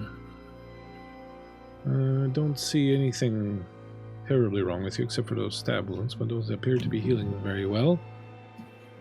Perhaps all you need is just a little hand." And she brushes the back of her hand on his cheek, and as soon as she does, you see some color return to him. You see his chest kind of, his breathing gets stronger, and you see some vitality. However, could you make me a Constitution saving throw, Erin? I mean, yes. Oh, that is a 18 on the die. Where's my character sheet? And whatever she has for her con save. I don't know what that is. So 18. You have +2 to your con, or +1 to your con save right now. Oh, okay. It's just the same as the modifier? Yeah, because you don't have proficiency in con saves. Oh, cool. Okay. Yep. So 19. You feel for a moment a little lightheaded. You feel a little tired, but it goes away really quickly. And you kind of catch your breath, and it's, you know, and when you kind of catch it, you realize that you're kind of almost fell over, and she's holding you up. She's got a hand on your shoulder, and she's holding you up, and where she's touching you feels like this intense, wonderful burning sensation, but not like a burning of pain, just like this. The heat of passion kind of like would burn in your skin, and you feel yourself blush, and you feel like that heat kind of moving to your face, and the strength comes back to you. She's like, there, dear. Are you quite all right? Yes, I suppose so. Perhaps sit here for a while next to your paramour. He seems to be doing a little better, and he'll guide you to sit down next to him. And he's like, I don't know what that was, but I do feel much better than I felt in quite some time. There. Isn't this wonderful? What was that? What was what? Simply, sometimes all one needs is a little Caring touch. Now, he stands up. Very cryptic. She stands up, wipes the dirt off her knees. Are you well enough to travel, my friend? We would like to take a little trip to Tywick. I believe you've been there. And he says, yes, once before. Your friends have not seen it, however, and I believe they might be interested in doing so. However, they were very concerned about leaving you behind. Would you perhaps feel up to a little trek now? And he's like, I believe I would. I believe I would feel strong enough for it. And he sits up without really too much of a hesitation for the first time in a long while. And he sits up and he looks at you, Ginny, and you can see him blush. And you can see some intense emotion just came over him. And he just reaches out and puts his hand on yours and he says, thank you so much for taking good care of me. You've been so wonderful and so loving and caring, and I don't think I would have made it without you. What you did when Orwin came. Don't know if I can ever repay that, but I will spend the rest of my life trying.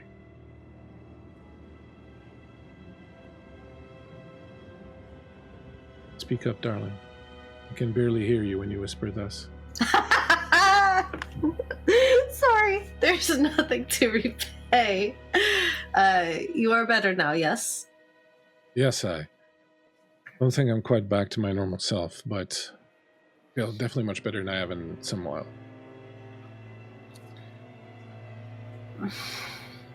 Okay. Just... Thanks, Brungal. Bitch later, Ming.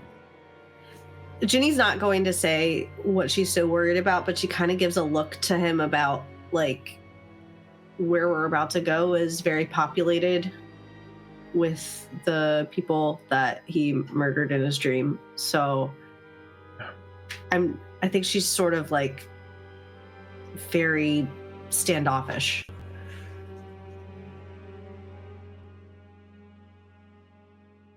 He looks at you and goes, it'll be all right. Very well. I trust you. Well, shall we go? Splendid. Wonderful. Absolutely amazing. Whenever you decide to return, of course, we will escort you right back here. I believe you'll find Tywick to be to your liking. While I do enjoy the rustic quality of this little village and the quite cozy atmosphere that they've cultivated here in their little homes, you'll find Tywick to be a very different place indeed. Shall we? If I could ask a question before we go, Bleak. Yep. I don't think that Mattis went in with with Ginny and the emissary. I think Mattis stayed outside. Yeah, my impression was that people had stayed outside. Yeah. But So, could you describe those Verline that are wearing the masks again? Because I think Mattis is a little bit drawn, or at least fascinated by the masks in particular. Yeah, so they look to be this kind of very opaque, barely see-through, dark green glass mask with metal lining around the eyes, and this kind of a symbol that you feel looks kind of like a maelstrom or a spiral or something kind of like that, like maybe like a hurricane kind of symbol, like a spinning kind of thing. They appear to not have any sort of attachment. They appear to just be resting on the face. And when some of them talk, their voice is not impeded by the mask. It sounds exactly as if they would be talking to you without anything on. I think then when they come out, or anyone would be able to see that Mattis has pulled out a bit of his notebook and is doing like a charcoal drawing of the mask. As they come out and they see to it that the emissary will come by and say, "That's quite good. You're talented. Are you curious about the masks then? Curious about all things. Oh. No, so you appear to be.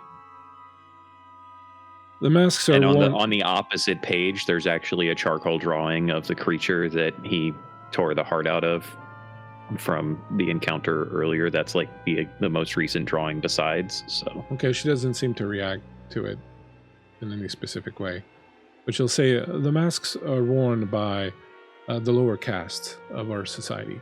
Once one manages to ascend to the rank of courtesan, then they are allowed to remove their masks and show us their beautiful visage, but until such time, they must remain anonymous. I assume that's just an in public sort of thing, and in private they can... Yeah, it's all right. Plenty of time to discuss those things on a day-long journey. Inside their homes, they're welcome to remove them, yeah. Right. Absolutely. Well, anything else? Or shall we be on our way? Miss Odette, would you like to lead the way with me? You seem to be the sort that takes the lead and stands fast before her companions.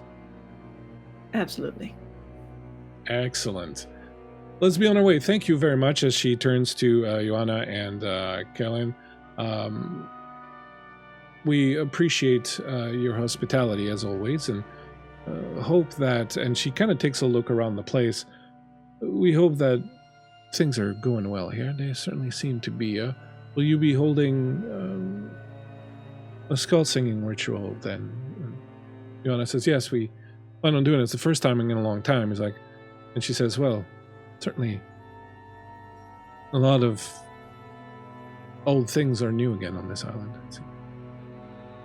Well, enjoy, please, and perhaps your friends will return to you once they have tired of Tywik. Onwards then, and she leads you on, and a lot of you start traveling north and west from here. You start by crossing the forest, the kind of evergreen forest that's behind the village, and eventually you start climbing a little bit into the mountains of the area. It's fairly arduous going. As you travel through the land, you can see that the light is changing a little bit, like night's kind of coming, but it still takes forever and ever for it to kind of get here. The area around you is just this very kind of dark, gloomy, desolate landscape. I don't know if this is going to resonate with any of you, but if you're a black metal fan, pick up any black metal album cover featuring a forest in Norway, and that's exactly what this kind of looks like. It's just this dark, gray, rainy, gloomy. All the trees are the same uniform dark green color. The boles kind of very dark and black. They're tightly packed together. There's fog kind of rolling over everything. There's a slight drizzle that's always coming down, that kind of rain where you're not sure if it's actually raining, but you're getting really kind of wet and humid, and it just kind of seeps in under your clothes. And even though the temperature is not itself that low, it just feels really chilly, and it's really kind of, not very comfortable going. As you climb up and crest the first ridge, you see beyond the river that lies between this island and the next. You see, I'll pull up the map here again. You see the vermilion weald that spreads out on the central island. Deep ambers, red. The boles of the trees are completely red also. This deep, deep crimson, almost like neon red almost, that spreads out forever. And from here you can't really see the city of Tywik, but they point out that it's kind of further north a little bit, and it's going to take some while to get there. You'll probably cross onto the other shore and then take some rest for the night and then move on after you've had a rest. You continue walking for some time. Is there anything that you want to do or ask about, or anyone you want to approach and RP with or whatever on this trek while you are going there? It will take I would say you'll be walking for a good 8-ish hours before you get to cross the river. Not particularly speak with, but I think I'm just keeping an eye on understanding where people's attention is focused on, who is curious about who, just to kind of understand relationships that are happening. The emissary, and I'll be doing this in a second, but the emissary seems very interested in Odette and in talking with Odette, and I'll do that in a moment. The guards don't really seem to care. They'll answer questions, they'll talk to people, but your friend Tavain is just happy to be feeling better. He's still like walking with a stick and still kind of breathing hard and still has to rest once in a while, but he's definitely doing much better than he'd been doing before. Yeah, she would be walking with her arm through his and like helping him the whole way. Anything else anyone would like to do or accomplish during the journey? I think Mattis is mainly focused on the surroundings and less about the people. As interesting as they might be, I think that he is drawn more towards the surreal nature of what he sees around him, more so than the creatures. And he also probably has this notion that there's plenty of time to analyze the creatures, especially if one of them happens to perish in his proximity. So, yeah. And as you're walking then, the emissary will, at some point, Odette will say to you, so exactly where did you come from? Oh god, this is something she would know, and I'm just really bad with names and stuff. Shoot, so I apologize. A very brief description of name of area. I think we had decided from our session 0 that you were kind of a wandering person that basically roamed the entirety of Greater Entreskill, which is the various countries that exist around the Sea of Entreskill. Beautiful. That with a vaguely weak attempt at a European accent. Thank you, Miko. I've never heard of this land. And you came here how exactly? There was this large creature in the water. Oh, marvelous. You came here astride some large marine creature? Or was it an aviary creature? Marine. It had an island on its back, so it could camouflage, but it's quite big. That must have been quite the interesting experience. Of course. How often do you get to ride a marine creature? Well, I never have, to be honest. I've ridden many things, but never a marine creature. I'm not sure if you're all trapped here, but perhaps when we leave, if you'd like to. Well, we're quite content here, I must say. Very, very honestly, there's nothing wrong with lives we live here. And why did you come here exactly? Did you just wash ashore? Was it just an accident? Were you in some kind of nautical accident? Well, there was a fight, but that was before we drifted this way on the behalf of Delvorminath. Yeah, Delvorminath? Delvorminath, thank you. Oh, is that your king? More deity-like. Oh, like the others on the island, the ones with the giant thing that looks up into the sky. I'm gonna look around as if I could spot it from here. No, you don't say it. Sure. Oh. This Delvorminath seems to have quite an interest in this place. So I'm gathering. But you're not so sure yourself. You don't seem really sure of anything, in fact. Are you certain you wished to be here? Oh, you wish that I was here, so I am here. But what about what you wish? Why are you here if you do not seem to be that vested in it? It seems like you are simply like a leaf blowing on the wind. Yeah, you get it. And this pleases you? I feel nothing about it, really. It's my calling. It's my duty. It's what I must do. According to whom? Myself. Well, this is a self-appointed duty, then, to just simply drift. Aimlessly? I help people along the way. At least I like to think I help. That's what you want to do? Yeah. What else is there to do? Oh.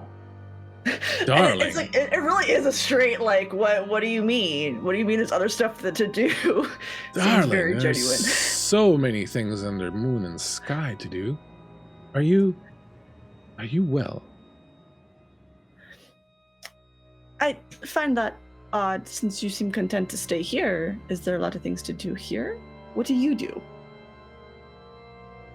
I'll show you. When we reach Tywick, I'll show you the many interesting things that this island provides. You've maybe wanting to get Matty or even Vint. They're more about the culture. They seem to have a very clear idea of what they want. I do believe the short one wants crystals.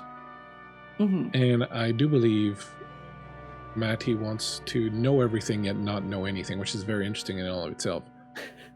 I believe that if he were to actually know everything, he would find himself very despondent and very unhappy with the result. So I think he hopes that there is an unending supply of secrets and mysteries out there for him to solve. I think it's not so much solving them than having the mysteries to solve that entices him, but you can feel it. It vibrates off of him, this desire for knowledge, this desire for mysteries, this desire for new experience. It is... it's...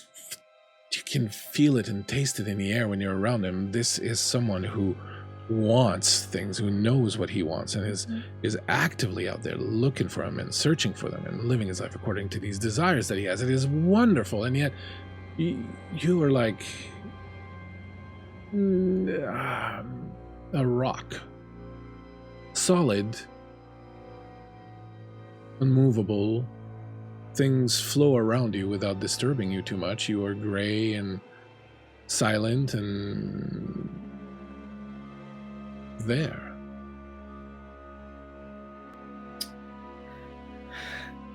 Are you sure you don't want to talk to Matty? It just seems like you maybe have more of a connection. They don't need me, darling. You do. And like that actually has a moment of pause and thinking. And is this the interesting things you'll show? I'm not accustomed to needing someone. I can provide myself. I can do everything I need to myself. I don't understand. You can do anything you want, but you want to do nothing. And that is the problem. We'll see what we can do for you. You're not a lost cause yet. There are definitely more difficult obstacles for Saskiri to overcome than your current lack of interest in the beautiful things of this world. Just gonna get a side eye at this point and go quiet.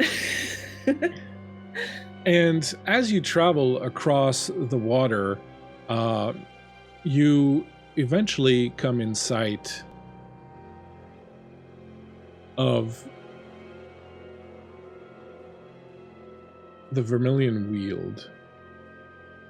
The trees, their trunks, the leaves, branches, the grass, everything is red, some shade of red, amber, orange, but mostly red. As you walk into this forest, it's as if you are walking into this world of intense emotion. Everything is amplified. The sound of the leaves, the warmth of the breeze, the softness of the grass underfoot, the swaying of the trees is almost mesmerizing, and in its sensuousness, it's just this entirely, it's as if you just stepped into one of the most beautiful paintings you have ever seen in your life. And as you move through it a little bit, as you make your way in, with Saoirse saying that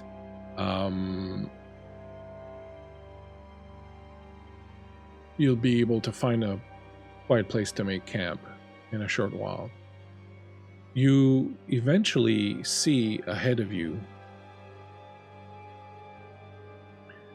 amidst this sea of crimson, an old structure that rises up on a little plateau of sorts. There is an archway built of this glassy blue stone, a pathway of old, cracked, overgrown stone tiles leads to what appears to be a enclosed, walled-in area, a tower made of the same material, that blue glass sort of stone rises, and atop it is this tall red crystal that pulses, very similar to the crystals that were used in the that Delvorminath used in the lighthouse. More interesting, there is a pool of crystal clear water at the foot of this tower. The feeling that you get when you look on this is one of intense and immediate attraction. You feel all your senses kind of shoot up to like 100% reception, and everything goes kind of haywire, goes kind of your body is almost kind of vibrating with the feel of the air on your skin, the colors that are in front of your eyes, the sounds of the foliage rustling and moving, the strange animals hiding out in the forest, running around. The place is incredibly magnetic and attractive. The Verline don't really pay too much attention. They seem to be about to pass it by. Do you wish to do anything? Can I do a nature check to see how much of this feels influenced by other forces beyond the realm of the natural world? I'm very sorry, Miko. Can you repeat that for me? Can I do a nature check to see if I can understand how much of this is influenced by things beyond the natural world, or whether it's like put upon by magic or somehow? Yeah, go ahead and somehow not normal. Go ahead and give me an insight check. Yeah. Okay, I'm going to use one of the advantages on that. Or wait, I don't need to, because I actually roll nature checks with a boon. So that is 15 on the dice, plus 6, 21 total. There is definitely a very strong feeling of magic coming from the crystal and from the pool itself. The area itself, not necessarily. But definitely those structures, the pool and the crystal, are beyond nature. Right. It was more for the wood itself. The wood like seemed completely natural to the area. Can I notice anything beyond the initial notion of how amazing, or it feels almost too perfect, right? Well, that's kind of that's kind of the point of it. It's literally the world turned up to 500, Like Right, and so I'm trying to look beyond it and see if I can see anything It just really in the shadows of it. No, it just really looks like this is the Okay. way this place is. It doesn't look like it's, you know, anything unnatural, any sort of manipulation, or that there's anything hiding. It really is just like, this place is just like that. Okay. I think then Maddie would seem unsettled by it to a certain degree. The fact that he can't see beyond the quote unquote perfection of it, I think troubles him. And something that attracts your attention when you move closer to the archway and the structure is that the archway, the bushes, which are these black kind of wavy little snake-like vines that just sort of move in the wind, the pool, the obelisk, all these things are slightly off center from each other.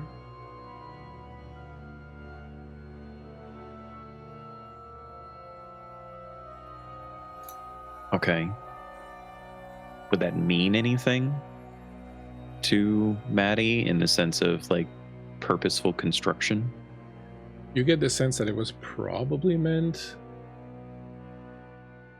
It's hard to tell if it's an error of construction or if it was intentional, but it's very clear to your eye that all these things, you know, when I make a promo and you write back to me, look, this is nitpicking, but that thing looks to be about 2 pixels more to the left than that thing. That's literally what this is. It's like everything is I have no idea what you're talking about, Bleak, at all. This is literally like things are just 2 pixels off, basically, and it just jumps out at you like that. Okay. Hey, good night, That Alex. would actually, I think, calm Maddie to a degree. And he would be drawn to that and trying to ignore the ethereal beauty of everything else. I think that Wint had, up until this point, like, was extremely enamored, especially with this new foliage. You know, running their hand along some bushes, trying to jump up and grab a leaf. They are very small. It's very difficult. But now walking past this obelisk and everything, I think like they're visibly vibrating. Like it's just too much for their body to even handle. They'll ask like, "What's going on?" I am vibrating. Why do I get the sense that this is like Stardew Valley? Like, you just really are into this. What about the Ginny? water? Yeah, the water. Is it? It's close enough I can walk to it, correct? Yeah. Okay. As you start going there, as you approach the archway, the emissary will say, "Are you certain you want to go there?" Well, I am now. Oh, you're very What's- welcome to go. I just want to make sure that you are certain you want to go. The waters of Lamneth are renowned for their ability to punish those who approach it with uncertainty.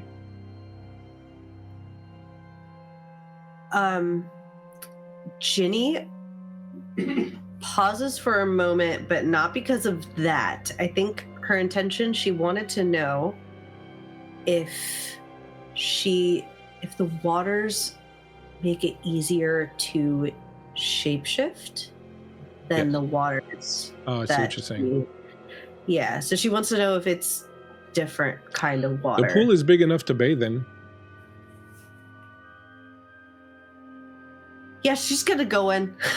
You go in, Yeah. rush in and just throw yourself in, splash down in it. The waters just explode all around you. The water is this fresh, clear, crisp, cool, refreshing water. And you sink into it and you realize this is way deeper than you thought. This is not a pool. This is a deep, deep, deep cylinder. And not that you're sinking into it because you can swim, but you now see that this goes really deep down into the earth to the point where you can't see the bottom of it. It disappears into darkness. How deep can I get? You plunge down and start going? Yeah. You dive down. What are the rest of you doing? Well, your friend is Push Splash. Maddie follows Ginny, just perhaps not quite with the same exuberance, we'll call it. More so, Maddie just walks up to the edge of the water and I think is like touching the water and investigating it. Not investigating it in that sense, but he just, has that keen eye. You don't see Ginny. Right. No, I mean, and I think you see the bottom of it, but you don't see Ginny. Oh.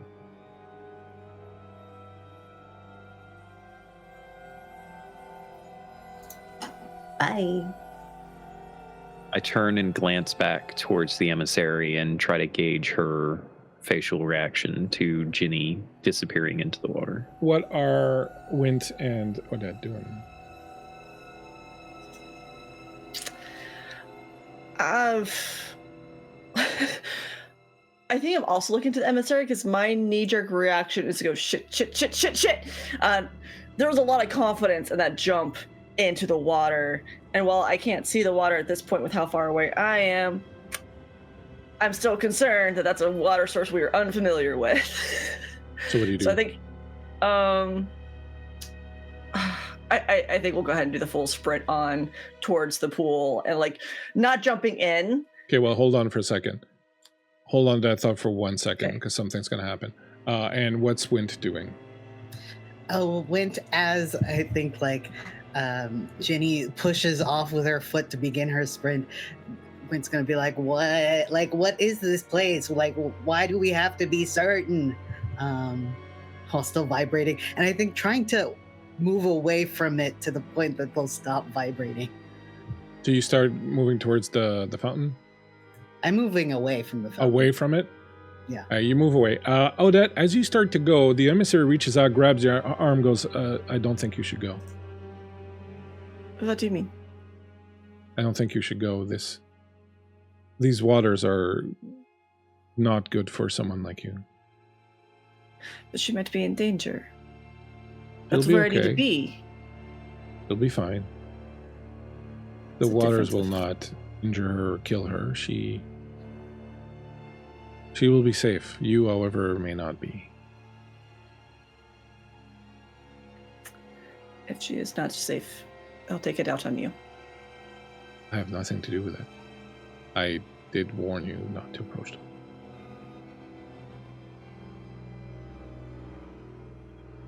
Can I try to shake off the arm? She's not holding you. Okay. However, when you move out and you go, you immediately, for a split second, regret that she's not touching you anymore. And you miss that, something's been taken away from you. But she's not going to hold you or anything. I'm not going to approach. I'll kind of stand where I am, but watching that source, waiting for air bubbles, waiting for some kind of figure to return. Watching.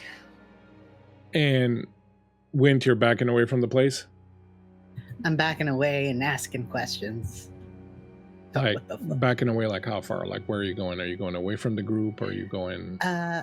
How far have we gotten into where the vibrations were getting intense? If we say that you're standing pretty much as a group, in front of the archway with a couple of people at the pool, right? Oh, You're yeah. kind of in that area, and I would say kind of as you got around on the map is when you started feeling the intensity of the place. I'll just back up, directly back up to where the kind So of... where the other rise goes to the plateau on the map? Exactly, yeah. Okay. Yeah. Excellent. Was there any reaction by the emissary that Maddie could read? No. Okay. Given then that he is so well versed in swimming the depths of the Sea of Andreskil, given that's his job, I I think he will plunge his face into the water, but not his body. You plunge your face into the water. The coolness of it washes over you, refreshes you, makes you feel good. It makes you feel like the things you believe are right. It makes you feel like the path you are wrong is right.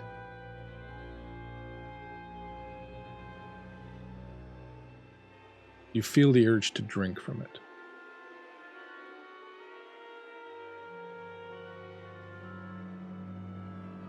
I will attempt to resist that urge. You can absolutely do that. Give me a charisma saving throw with disadvantage. I'll use one of my boons to make that a straight roll. 16. 16, excellent. You gain 1 shadow. Oh, great.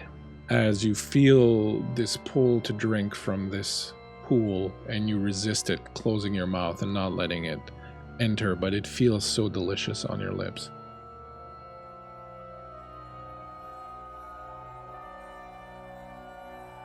At the bottom. Do I see anything? You don't see anything. You see the bottom of it for now. At the very bottom of it, Ginny, you're swimming down and down and down and down and down and down. And as you swim down, do you attempt to transform? Mm-hmm. It happens in the blink of an eye. Fuck yeah. Oh, yeah. In a moment. Ginny is like so excited. And you keep swimming down, and you realize at some point you don't know which way is up. Everything around you is dark. You can't see the opening of it anymore. You're kind of lost in this complete empty space. You start getting this urge to open your mouth and drink from this water. The way it's moving along your body, the way it's enveloping you, the way it's easing your transformation and just sort of so comfortable to swim in. You feel like you want to drink from it. What do you do? I think she sort of floats a little bit and thinks to herself, true understanding comes with a toll, and she will drink. You open your mouth, the water fills your mouth, your throat, just all the way inside of you. You feel it spread through you. You feel it go into every nook and cranny, not just of your body, but of your soul and of your mind. You feel it reach it down inside of you. What would you say is Ginny's deepest passion? The thing she wants most in life? I think beyond the calling of a Selkie, she has a deeper passion to experience the love that is offered so freely by the people above. You, first of all, will gain 2 shadow. Cool. Smash. As you let yourself just float and naturally start moving in a direction which now tells you this is the way up, and you start slowly moving your body and guiding yourself very slowly up, up, up, up. Until further notice, you will feel an incredible drive to follow this passion in everything that you do. Any role that you make related to achieving your passion will be done at advantage. Cool. Fuck yeah. You Okay. can make charisma saving throws to resist it if you want. But as a role-playing thing, you will feel this drive consistently. The only thing that matters to you now is this singular passion of yours. Okay. Noted. Mathis, your face is in the water and you feel like you've somehow missed something. There was something that was supposed to happen, or something was supposed to, you feel like you missed something, and all of a sudden, at the bottom of the pool, can you describe yourself, Erin, in this particular state?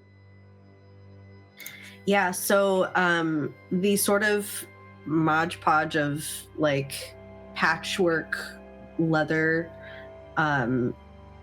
sort of transforms and envelopes her as she takes on the form of a seal.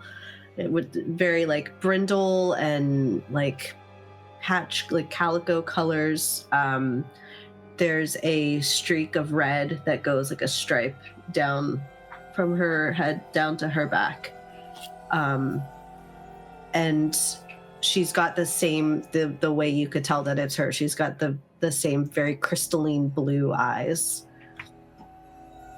She emerges from the water suddenly, Miko, and it's as if she emerges at the very surface of it, like below the surface of the water, there's nothing, and then she just kind of comes out of the top surface of it in this form, sort of does like a backflip and like kind of lands back in the water, and it's floating in it and kind of staring at you. You're splashed by the water and you kind of reel back a little bit as you see her floating there. I think that Mattis, it is obvious to Mattis that he recognizes GINNY in this creature, yes? Yes. Okay. I think Mattis just simply stares at her for several long moments. His mouth is probably agape because he just doesn't have the wherewithal to close it and properly. And as he looks upon her, there's an admiration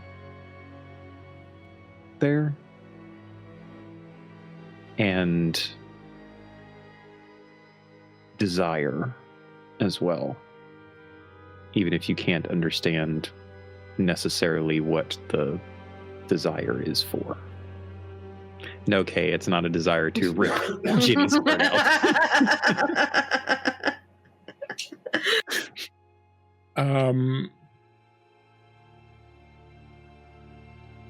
Wint, as you're backing up, you hear something behind you, movement. A twig breaks. A rushed movement. You turn. Give me a perception check. All right. And Odette, you can give me a perception check also. I'm just going to straight roll this one. Let's see how this goes. That's 18. That's not bad. Use one of my advantages. I got a 17. Okay. So, Odette, you will not see what Wint sees, but you will see Wint turning and reacting to something they see in the forest. Wint, you turn around and you see for a brief moment a figure in the forest that disappears right away, turns and runs, and is gone before you can say it. It's got a cloak. You can see inside the darkness of the hood red eyes. And as it turns and disappears behind the trees, you see it has on its back a big-ass double-handed sword with a red blade.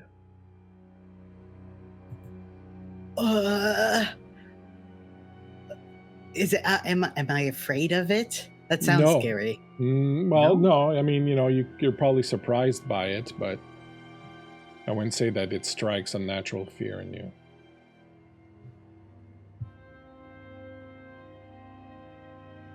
Just before we end here, a little later, when you make camp and go to sleep, and when we come back next game, I'll give you an opportunity to do something at camp, but we're getting past time here. I just want to get to one more thing. That night when you go to sleep, all of you will experience extremely intense dreams. In these dreams, you are getting drunk, you are eating, you're fucking, you're killing. Things that just make the blood boil and just sort of create these intense emotions around you. And as you're doing this in your dreams, you find them, like I said, incredibly intense, incredibly disturbing. And the other members of your party are all in these dreams, doing these things with you. You wake up feeling really kind of strange and off-putting, and you kind of have these awkward glances at each other, and you realize you've all kind of had very similar dreams, and you saw things in those dreams that were very off-putting and kind of making things a little awkward, like, you know, waking up the night after an orgy, you know, and like everyone's just like, oh, you know, that wasn't supposed to happen kind of thing. All of you, except Kay,